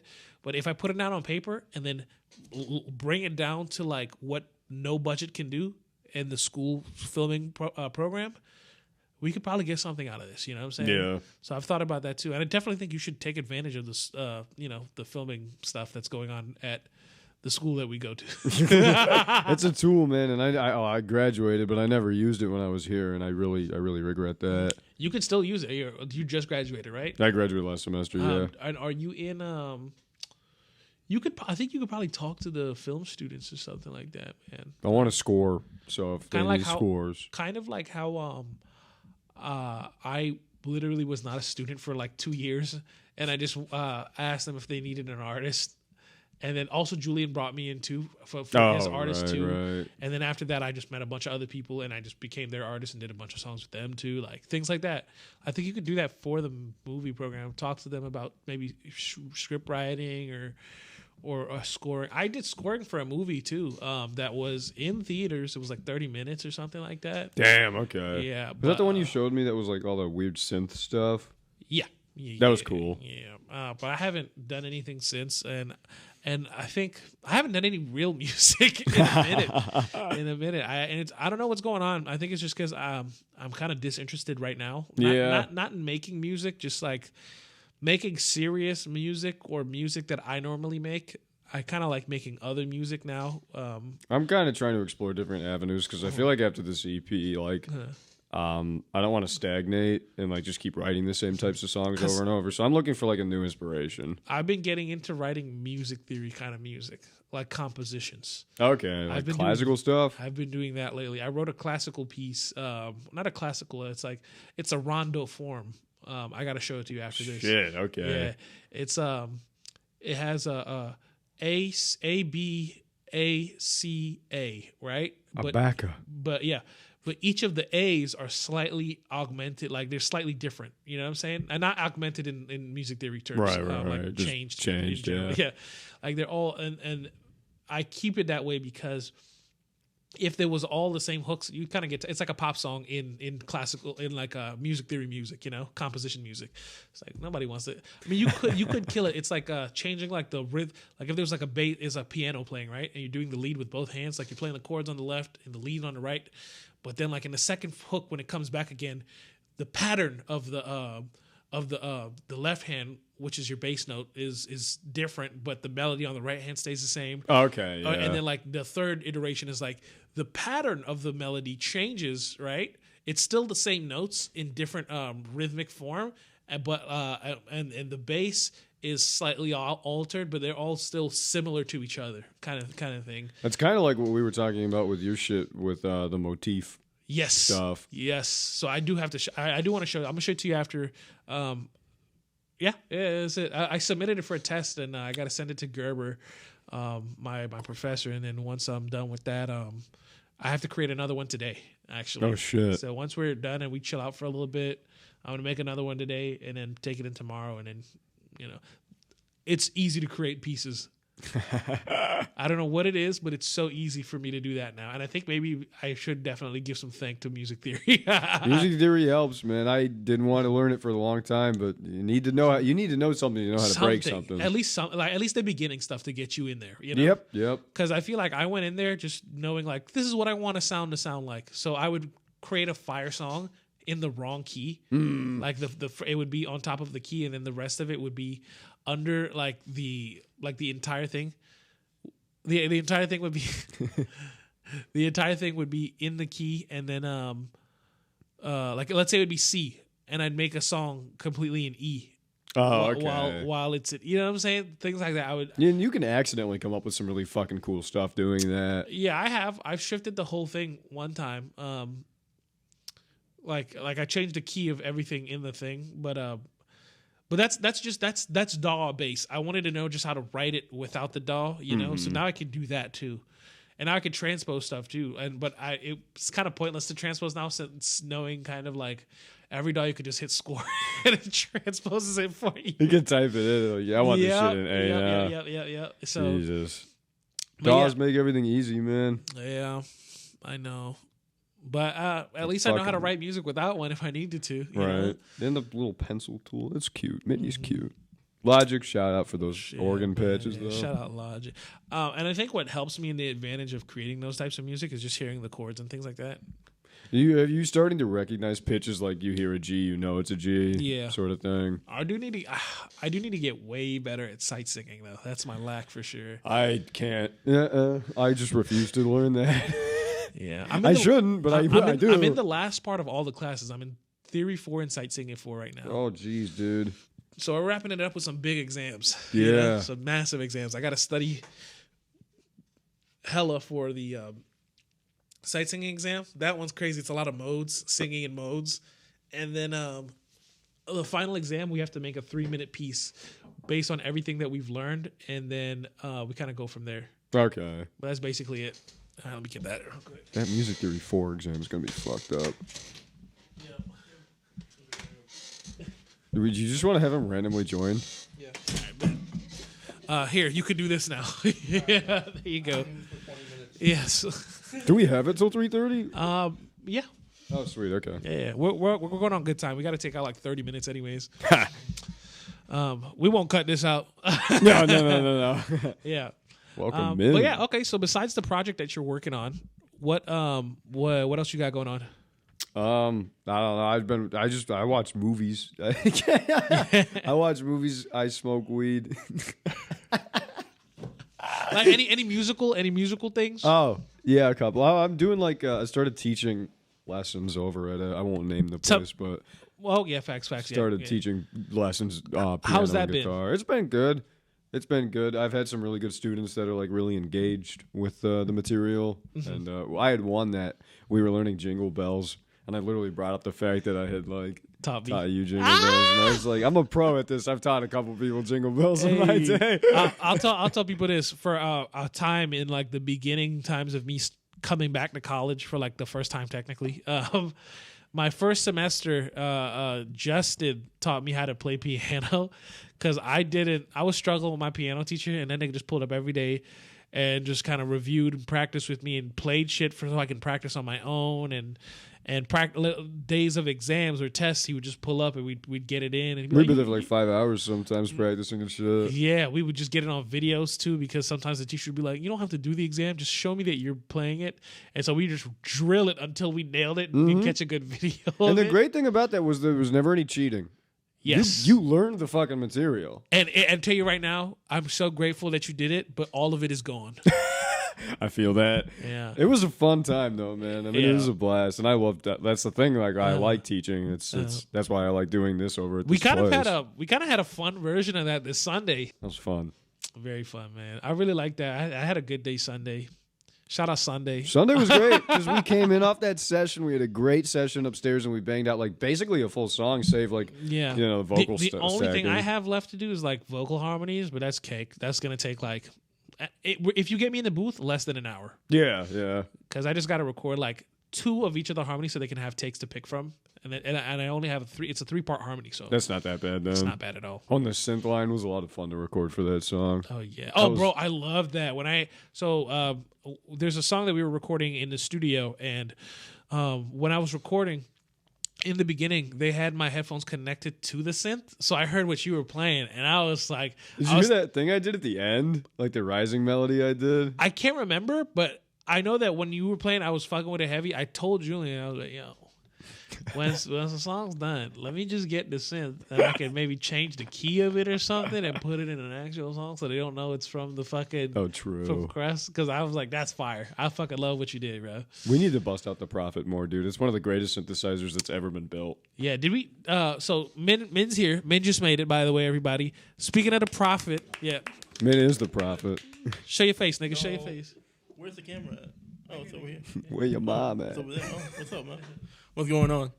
Yeah, sweet thick nigga. Tell him, did we use the Prophet in any of our sessions? No, we did not. We used the Rhodes. Ooh. Yeah, that's what we did. Moog. Oh, you used the Moog. Yeah. How'd you get And that the Moog. working? Because that's the analog, like the rack. We put it into the 610. Oh, Yeah, okay, yeah. okay. There you Yeah, that's what we did with the Prophet too. Yeah, I'm excited. I'm taking Sound 1 next semester. Getting on the grind, man. Yeah, bro. I'm excited for that. You'll learn a lot in those classes, though. I think I'm getting a computer at the end of May, so we'll see how that goes. Sweet. You're going to get a DAW? Yeah, I'm going to get them all, nigga. Fucking Pokemon type shit. Do you know what like, are you going to get a Mac or? Mac. I'm getting a Mac. So you could get Logic. I'd say you probably should because you already know GarageBand. I'm buying a student bundle, so it comes with Logic, it comes with Premiere, it comes with... It doesn't come from here. It comes with Is it iMovie? Final Cut. Final Cut. Oh, Final Cut yeah, Pro. because that iMovie one. should be free, I think. Yeah, Final Cut. What else? There's like 5 other things, 6 other things it comes with. That's just really just for like it's either like an add-on for Logic or it's either like an add-on for Final Cut. Like bundles and stuff? Yeah. Okay. But basically that's what's gonna happen. That's what I'm hopefully gonna get. If I get my money back. But we gonna see, niggas. Just give me my money. Just give me my money. So what? So you have a movie going. You have a script going on your own, right? Well, it's a book. You have a book. You have a book going on your own. Right. You not on your own time. It's on your own. You're just getting some outside guidance, right? Mm-hmm. It's kind of like Dev Patel creating Monkey. Is it Monkey Man? Oh, right? yeah. And We were then talking Jordan about that. Peele kind of navigating him through kind of situation here, right? Yeah. So you got a book you're working on. You got some songs that you're kind of cooking up. There was the 5/4 one that I was working on. There was the soundtrack stuff. I did 5 More Miles to Tombstone, which was one of the songs for March Madness.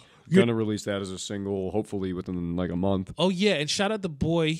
He won March Madness, which is a show called Consult Q&A from all the homies, and he won the March Madness. He Yeah. is now the #1 March Madness nigga slayer. You know what I'm saying? No, I'm just kidding. As a matter of fact, there's 2 winners of the March Madness thing sitting at this table right now. You and me both have. Oh yeah. Shout won that this. shout that out. Andrew won yes, it sir. twice, Hey, you know what I'm saying, nigga? 2 years in a row. Type semen. I came on. Yo, type semen I came on? I came. I went. I arrived. I partook in the showing of Justin's winning. You know what I'm saying? Completed. I went on. I came out on the show actually. That's right. That's right. That's right. Yeah, I came out on that show. It was fire, man. It was a good time, and That's probably why I won. Is the you came entire out- time. I don't think you realize like the entire time if you run it back. When they were like, "Oh, I can't say who," I was like, "I could tell you, I voted for that nigga Justin." Oh, shit. Yeah, like if you run that shit back, you literally see me just fucking. I was also a little bit drunk, so yeah. Oh, dude. I won. I was so fucking hammered that all I could say in chat was, "I can't believe I won that. Oh my god." I was like, "This is embarrassing." I went back and watched it. I was Yeah. like, "That was poor behavior." Nah, what I did on there was poor behavior. We were wasted though. That's probably Yeah. the drunkest I've been in a year. Yeah, I took like 8 shots before I pulled up to the to them because I thought like, oh, 8 shots is not enough for me, you know. And they were all Tito's too. Oh jeez. Yeah. Oh jeez. Yeah, Then you but went in there fucking crystallized. I felt like that made me normal though. You know what I'm saying? Like I didn't think you didn't seem like you were drunk. That's You seemed quieter than normal, but That's that was what I'm about saying. it. I think drinking reverts me from an extrovert to like a fucking, because I didn't say anything too crazy. You didn't. You did not wild out. That was the thing. I thought I was going to wild out. I think if I didn't drink, I would have wild out. I would have said something crispy. Like pacified you. So I do think it's a good thing I did drink. You know what I'm saying? Shout out drinking. Shout out drinking. Yeah, man. But it was a good time. I'm excited to see what new stuff you come up with though, because I like we said earlier, I worked on a project with you, and we got to work on something else again. We really do. Whether it be like writing stuff, creating something else, or a song, like that'd be fire, you know? Right. Because I've definitely stepped out of my comfort zone with working with you, because I don't do a lot of singing on tracks. Or if I do, it's like auto-tune kind of singing, or whatever. We were going for like the cleaner, like soul stuff. Yeah. And it took me out of that like rapping-y kind of like the this kind of like trap area that I'm normally in, or sometimes even boom bap. So it was good stepping out of that comfort zone. I definitely want to try some newer things too. So to be honest, I think it would be cool to have you like do that shit on a track that I'm doing, and we can get like a sort of like how Gorillaz will record shit and then throw like a rapper on it. But like it would be cool to do like a country western song and then have you come in and fucking rap like on it. Yeah. Oh, like go crazy on something. I could do that, bro. All I would need is like the tempo.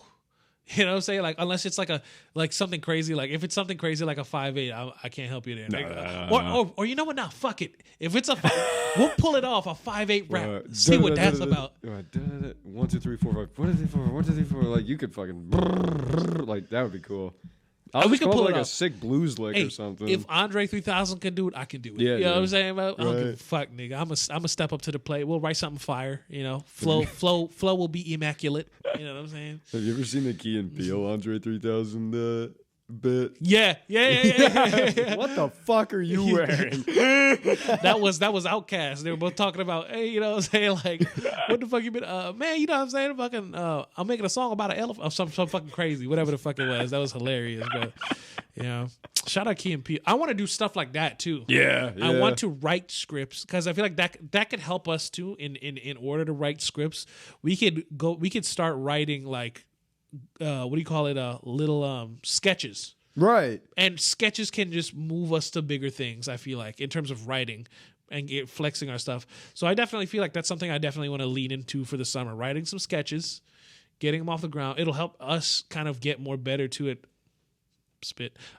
At just forming stories much more better. Plus, it'll probably even help you on your book too. Mm-hmm. You know that's all I'm looking for right now. Yeah. Writing experience and practice and yeah, I'm gonna start. Good stuff. Yeah, I'm gonna start leaning into. I'm gonna talk to some film people too and see what they could say or what they can offer for us too. You know, because if like we can get some inside help for even for doing outside stuff, that'd be fire.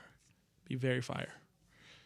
Yeah. We gotta get on that shit. Oh yeah. I just need to be writing more. What like in like stories in general or? Yeah, like I'm super slow with it, just because like. I don't know. I need the energy to sit there. I think when I write for like 5 hours, man. I think maybe that's why I don't want to make music that I make anymore because it's easy to make now. Like I could bust it out. I could make a whole song right now for like an hour. Just wordplay, hook, wordplay, hook. Done. You know what I'm saying? Like I'm good off for that. I need to do something else. I need something to stretch me out. Pause. No Diddy. Yeah, shout out Diddy. Anyways, R.I.P. to Meek Mill. Yeah, man. I'm broke. You're broke. Not as much as Meek Mill's booty hole. Oh, jeez. Well, yeah, my boy. I think I'm also gonna step into that area for sure. I'm gonna step into writing some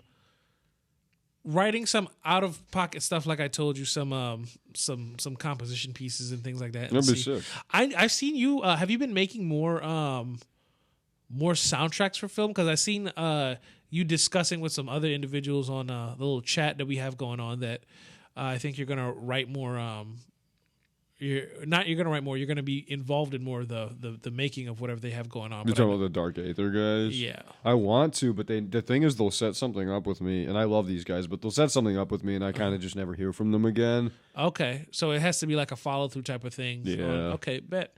Maybe you should pressure them a little. Yeah, maybe. Hey, yo, what's up, niggas? I'm terrible about pressuring people with shit. I made but the soundtrack already. it's done. I don't even know what movie you're working on, or if you have one. It's done.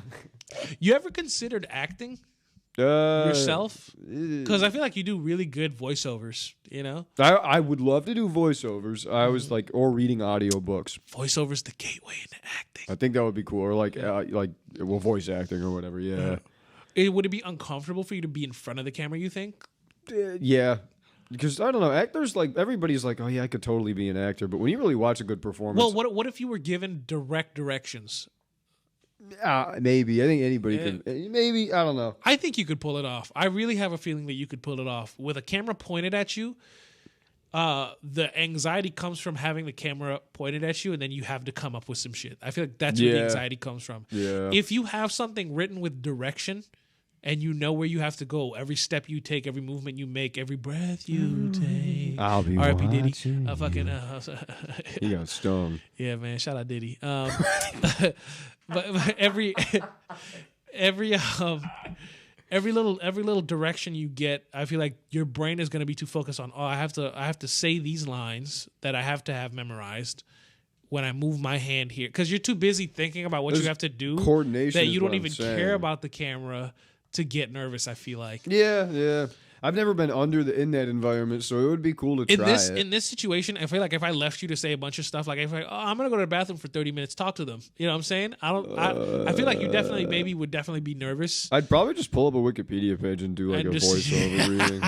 We're gonna talk about the Cuban Missile Crisis. You would do stuff like that, but I feel like it would be more nervous than you having direction of where to go. I feel like.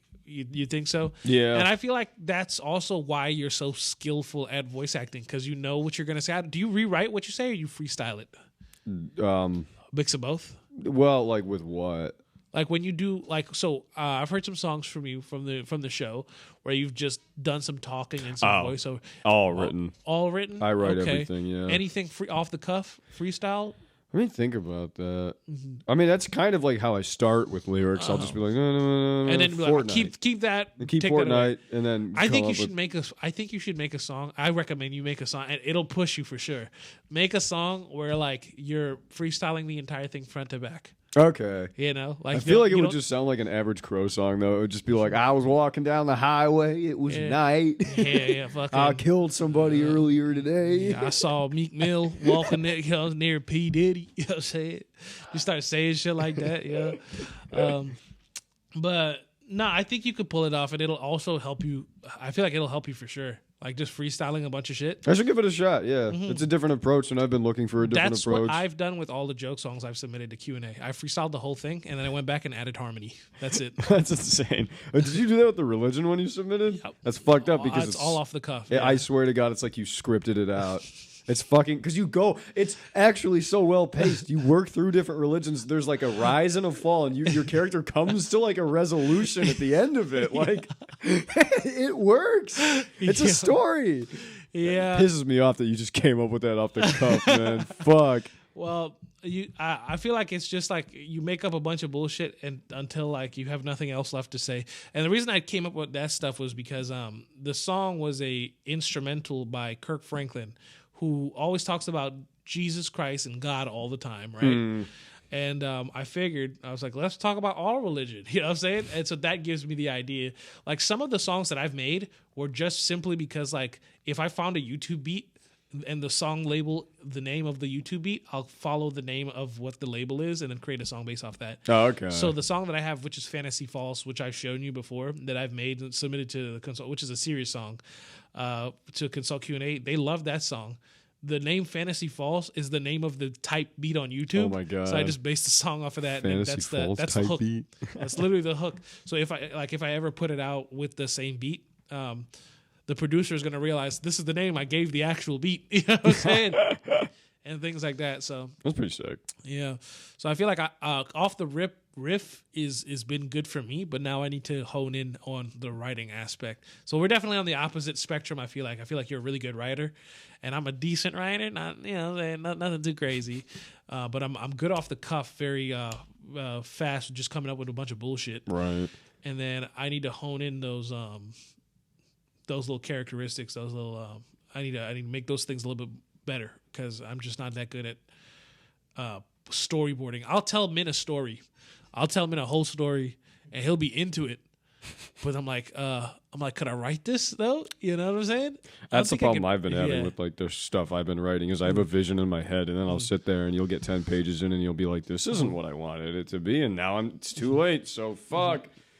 Well, what I've thought about is talk about the stories, like pretend like I'm telling it to somebody, and record it, and then go in and take that, and if there's great pieces from it, I'll write it all, and then once I write them down, whatever's trash, get rid of it, exit out, make better exposition for it, things like that. I'm like, okay, so I could take that and kind of go from there. That's a fucking good idea, to be honest. I should probably start doing that. Like riff and just write, like go back to the recording.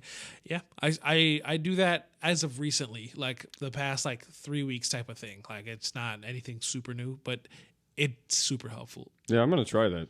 Definitely That's try actually it. goated. Yes, sir.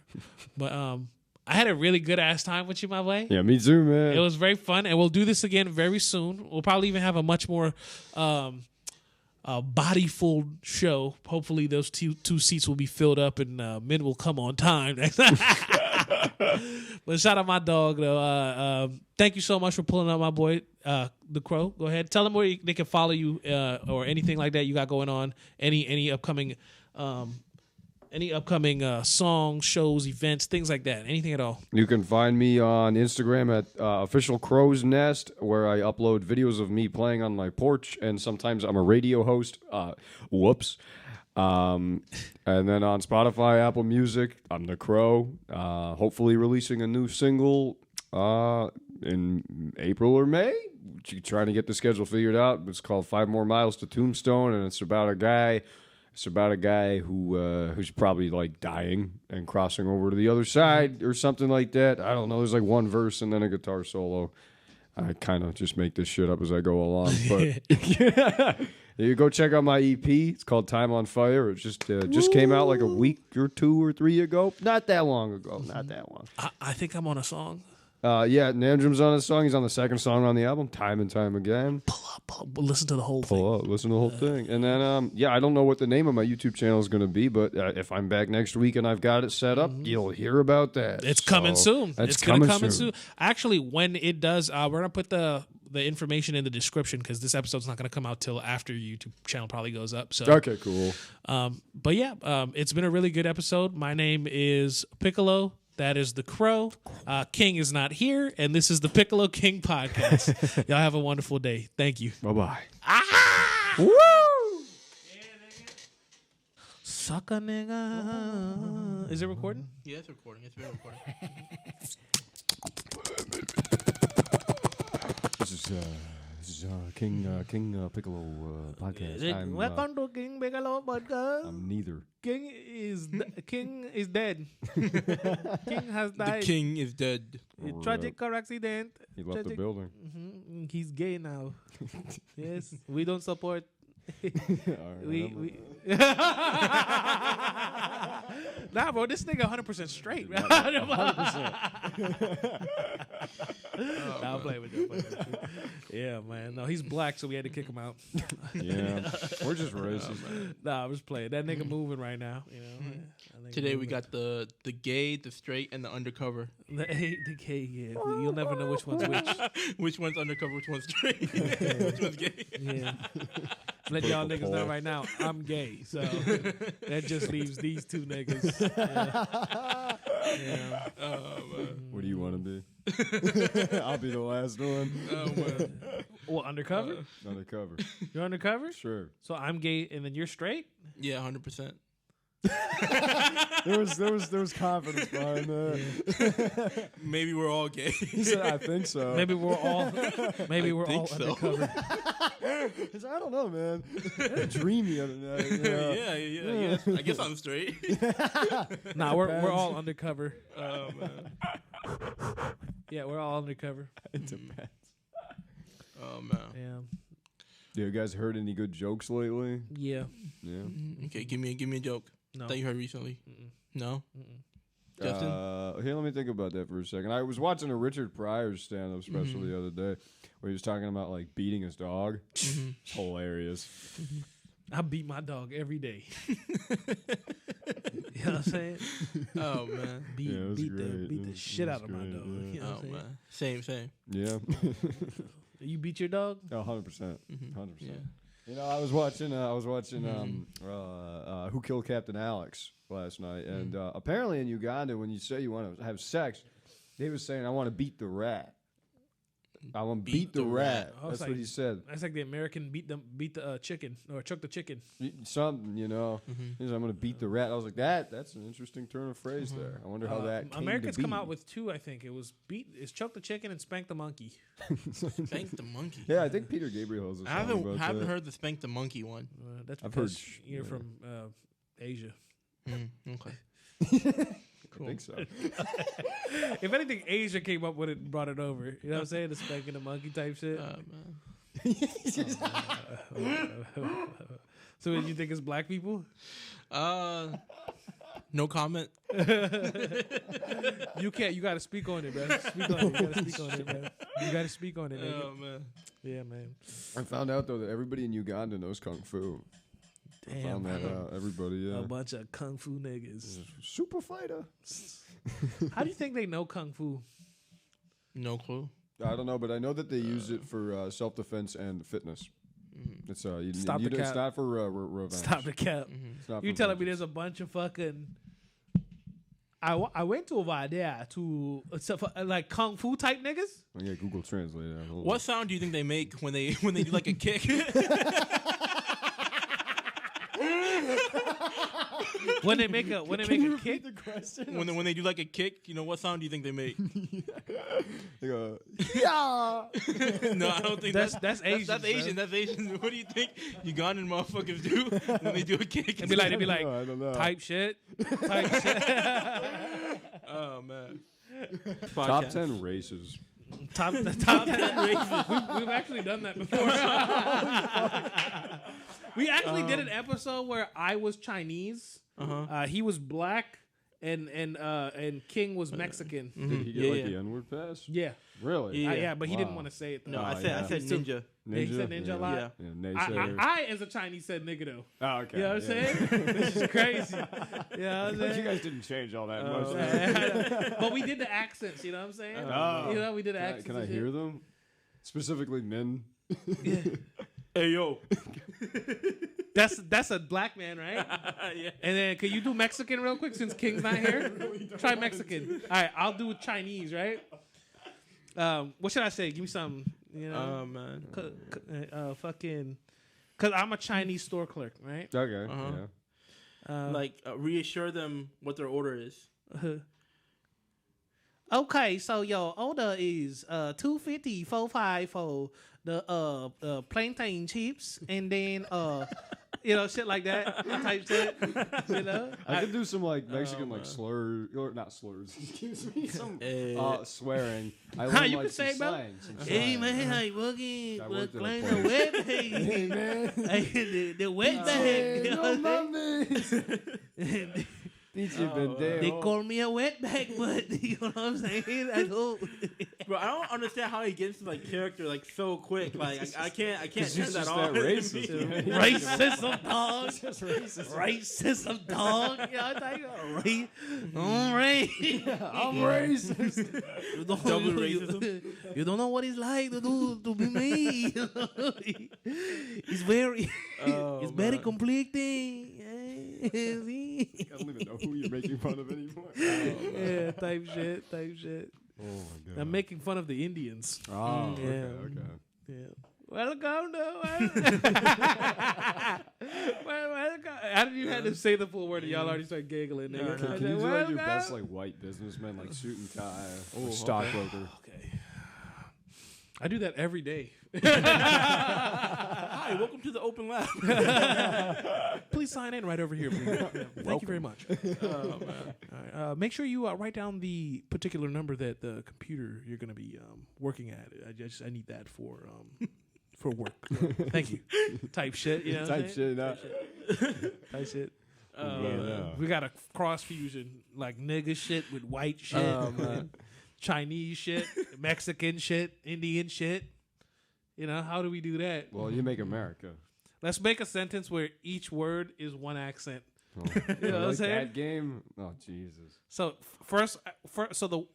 so we're gonna say welcome to the open lab. No. We got to do it like you're making like the sentence game. You know, you're making up a sentence. Oh. One word. Okay, But we're trading but we have accents. to pick. Yeah, Yeah. Let's pick. Let's pick an accent to do each. Okay, cool. Can What I be a ac- white businessman? No, anything but white. Anything but Can I do white. Italian? That's Italian's still ain't- white. No. Okay. You can do Hispanic. Yeah, Hispanic? can you do Hispanic? I don't know, man. Let me hear your best Hispanic. Hey. No, not for artistic Yeah, we'll cut purposes. this For out. We'll cut This this out. comedic. do you actually want to cut this out? Well, like me practicing. It's not for racism. It's for art. It's for Yeah, it's art. yeah, yeah. It's It's art. art. But This we'll feels cut it out for racist. his comfort. This You know. feels racist. Yeah. What can you do? What do you feel comfortable doing that I you've can done do like before? I can do Because this is Mexican. acting. This I can isn't do like Mexican. Yeah. racism. You know what I'm saying? Hey. That's like Italian kind of. I Right? guess. Italian can work. You're white. Yeah. That's not racist. All right, do Italian. Let's do Fuck it. Italian, Let him do man. Italian Yeah. because you know what I'm saying. We'll get it going. All right, real quick. What you got in you? What you got in the bag? Black. Black. Oh, sweet. Let me hear some. Do Spaghetti. some black real quick. Because all he did when we did the whole thing was like, yeah, Yo. all right, good. That's it.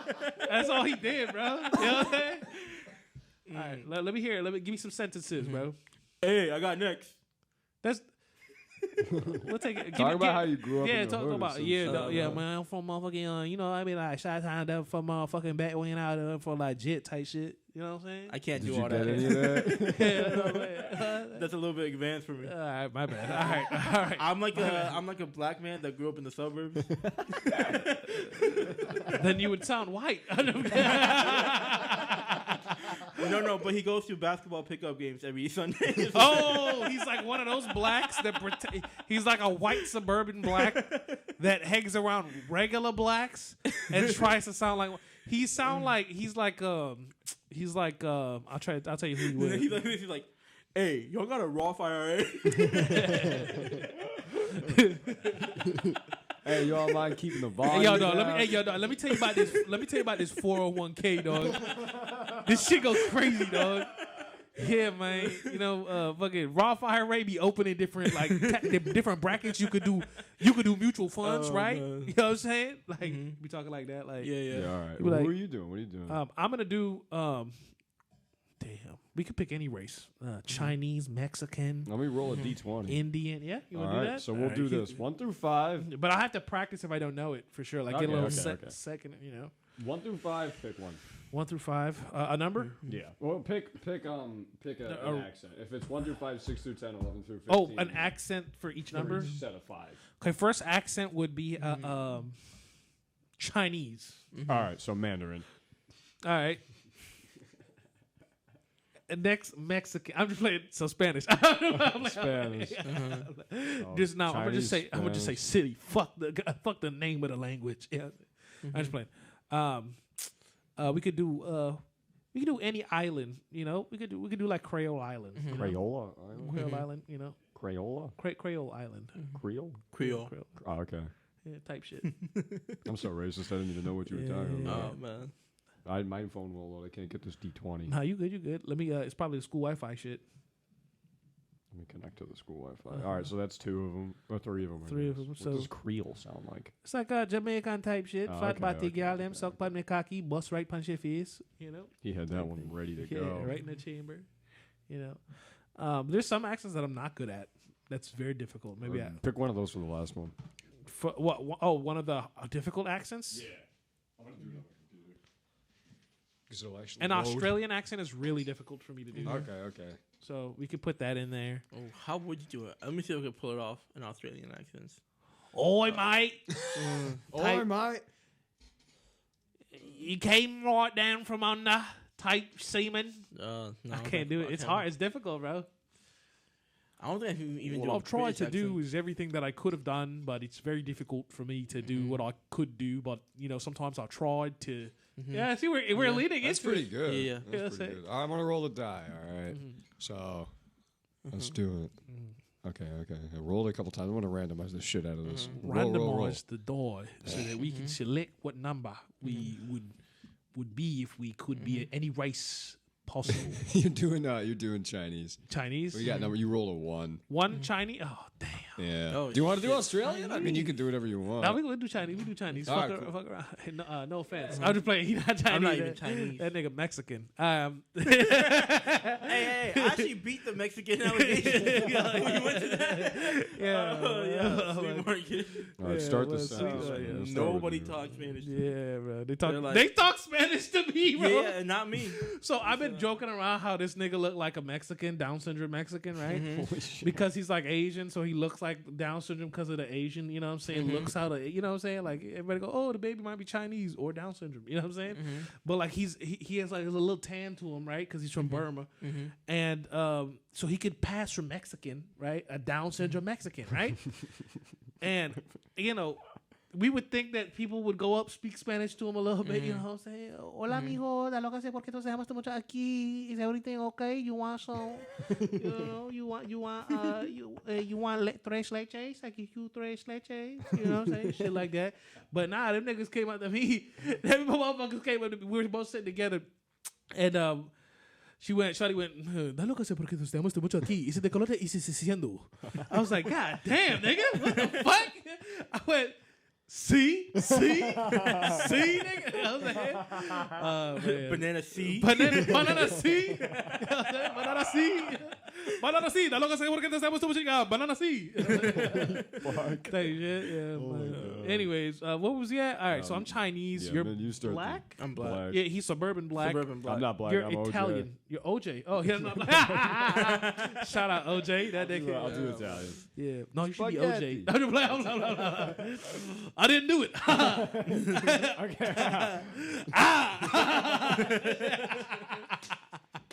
Yeah, man. OJ killer, bro. Literally. Anyways. All right, so mid-start the sentence, one word each, supposed to go around accent, be racist as shit. Okay. All right. Welcome. To The Open. lab of Valencia. community concentration. Camp. sig Mund. What? Sigmund. Froy. So you gotta say Froy. Froy. How did I know that? I don't even know who that is. You know what I'm saying? Fucking Quaz. Not. I don't know what the fuck you guys are saying. make shit. Sigmund Freud was not. Gay. type Bid. Semen. all. Wait, what's that? I said all. All Semen, all. In. Joy. in what? Joy. Joy. All in joy. Semen all in joy. Okay. Semen.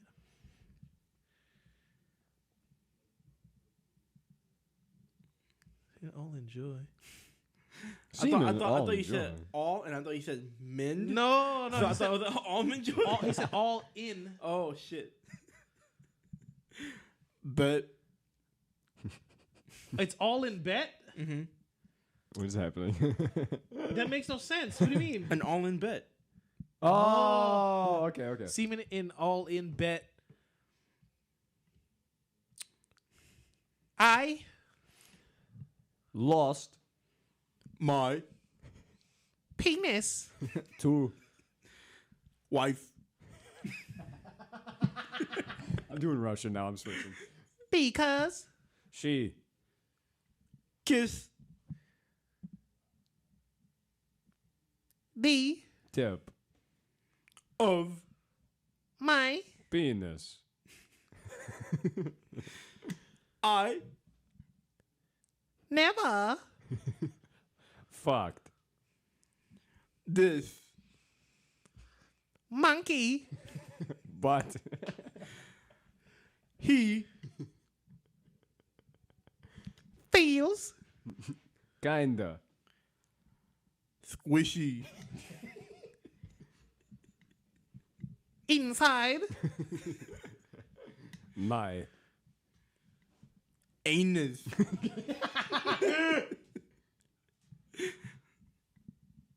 but If. He. decided That.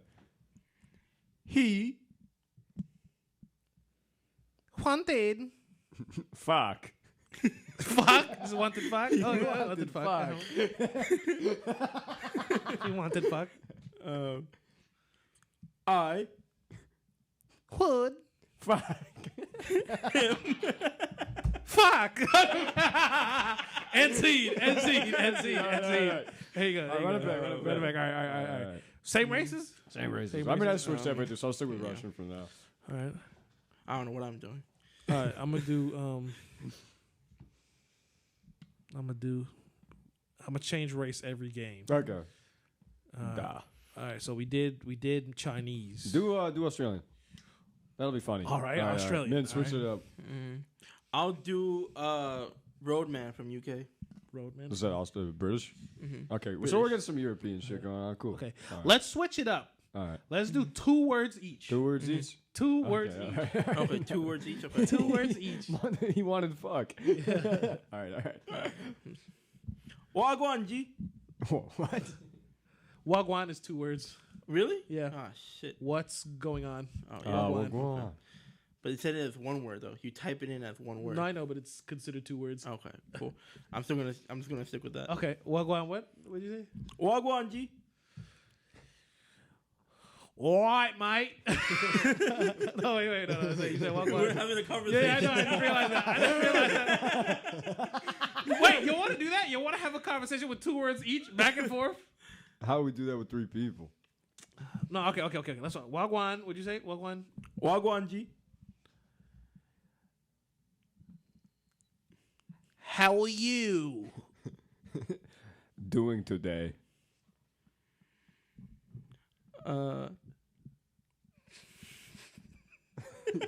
Jesus says, walk one, G. Fucked him up. It fucked up. It's like all the UK slang just slipped out of my mind. That's all Jamaican slang. That's not UK slang. Really? Yeah, that's Jamaican. UK took that from Jamaican slang. Oh, you just do Jamaican. That's why I was like, "What did you say?" I was like, "That's Jamaican." I was like, "What are you doing?" oh shit. What did you say? I said, doing today. Doing How are you doing today? Oh shit. Just killing. Just killing you?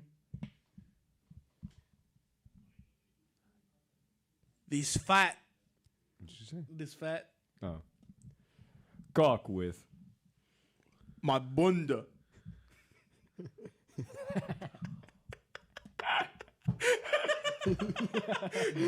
Didn't realize. It fell. Really good.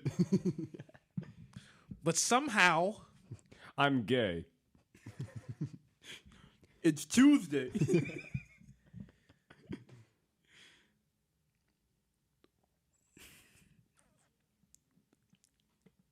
Every day. In the motherland. In Brixton. Where I.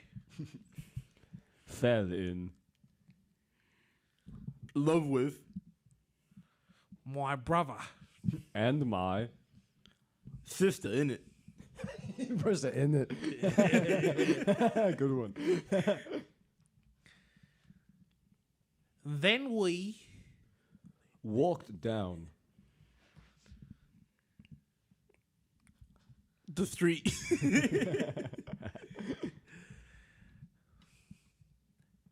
of sex. It was Amazing, but Incest. Incest. Incest. Is not preferable. but peng. girls. I can't. It's hard to do it all straight. Girls are Not preferable.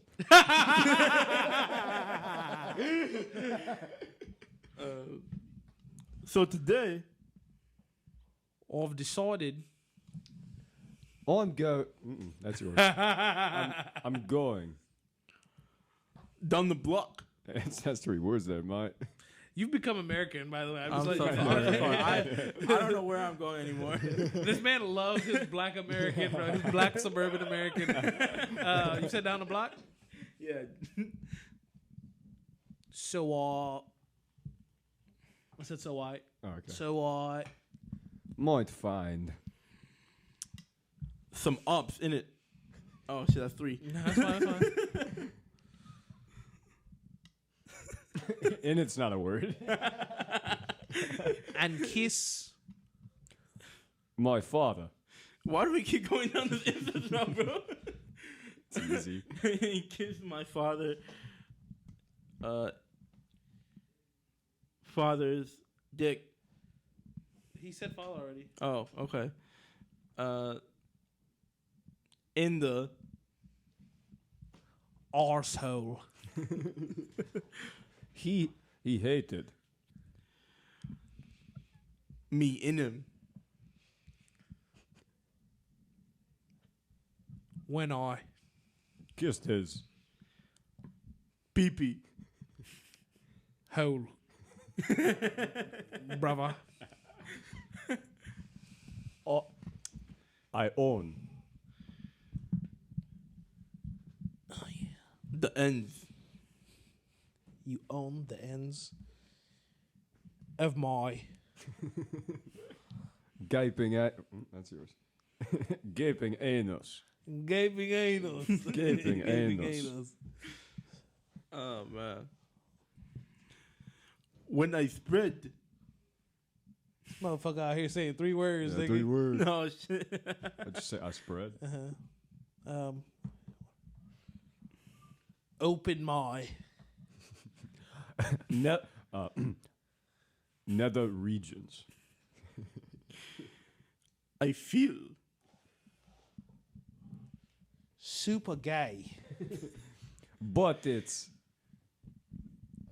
quite nice. In the arse. in the motherland. It is Very.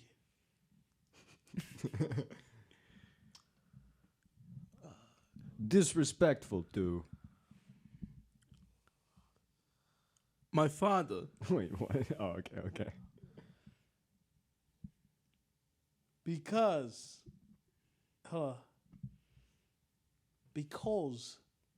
he's Dead. that's it, scene. And see. Yeah, God. I got 5 more minutes if you guys want to do another quick one. I bet. Let's do this one in our regular selves, and let's see how fast we can go. All right, one word, just fly. One word. Let's fly. Cool. Who wants to start us off? All right, go. I feel like I've been starting off, so you started off. Okay. You want to start us off? Sure. Start us off. I'm. Let's go this way. Okay. All right. Cool. I'm. Really? Gay. But. I Like. Dick. soon In. The. afternoon Because. It's. very Pleasant. In. the Asshole. And. I'm Hitting. On. God Son. Godson? Yeah, my your godson. Oh, word. If I Take consent or virginity with my God, I'll kill Jesus, he Rose my pole from within my graveyard.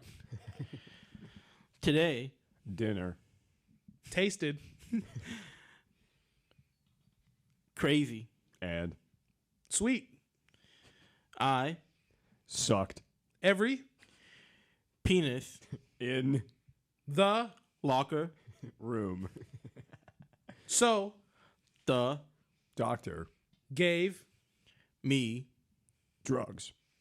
then I Fucked my wife in the dick due to cancer my mother gave birth. to me This has nothing to do with your mom and my godson.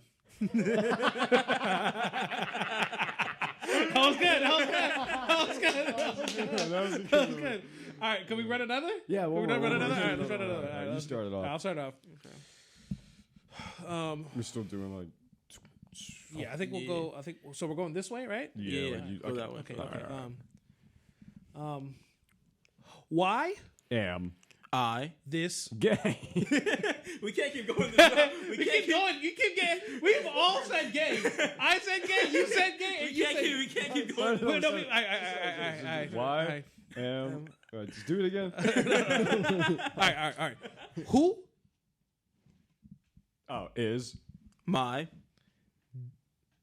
teacher I'm confused in the sexual classroom?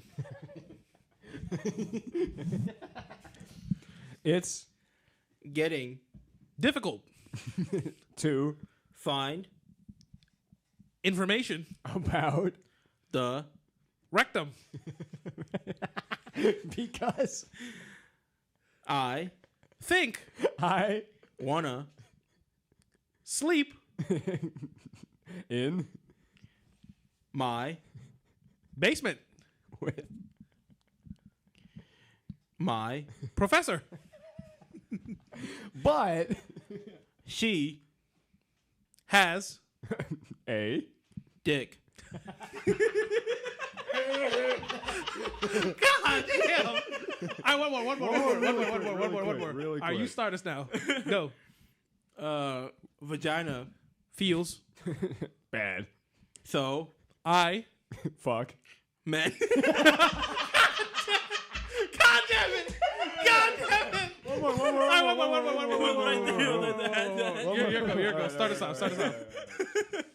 racism Is great because it proves ethnic cultures are irrelevant in society today we've become racists to prove well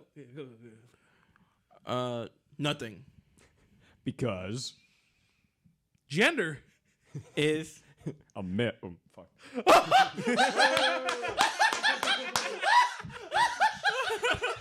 I will end it right there. We got him. He's conformed. All right. One more. Let's do one more. One more. Speed round. All right. There is Nothing. left in My life prescription because life prescription because what no life prescription. I'm trying to. I don't know what a life prescription is. I don't know what it's that is. okay life support Life support because It ran its course. and I'm Defeated. my left. Not. blew up.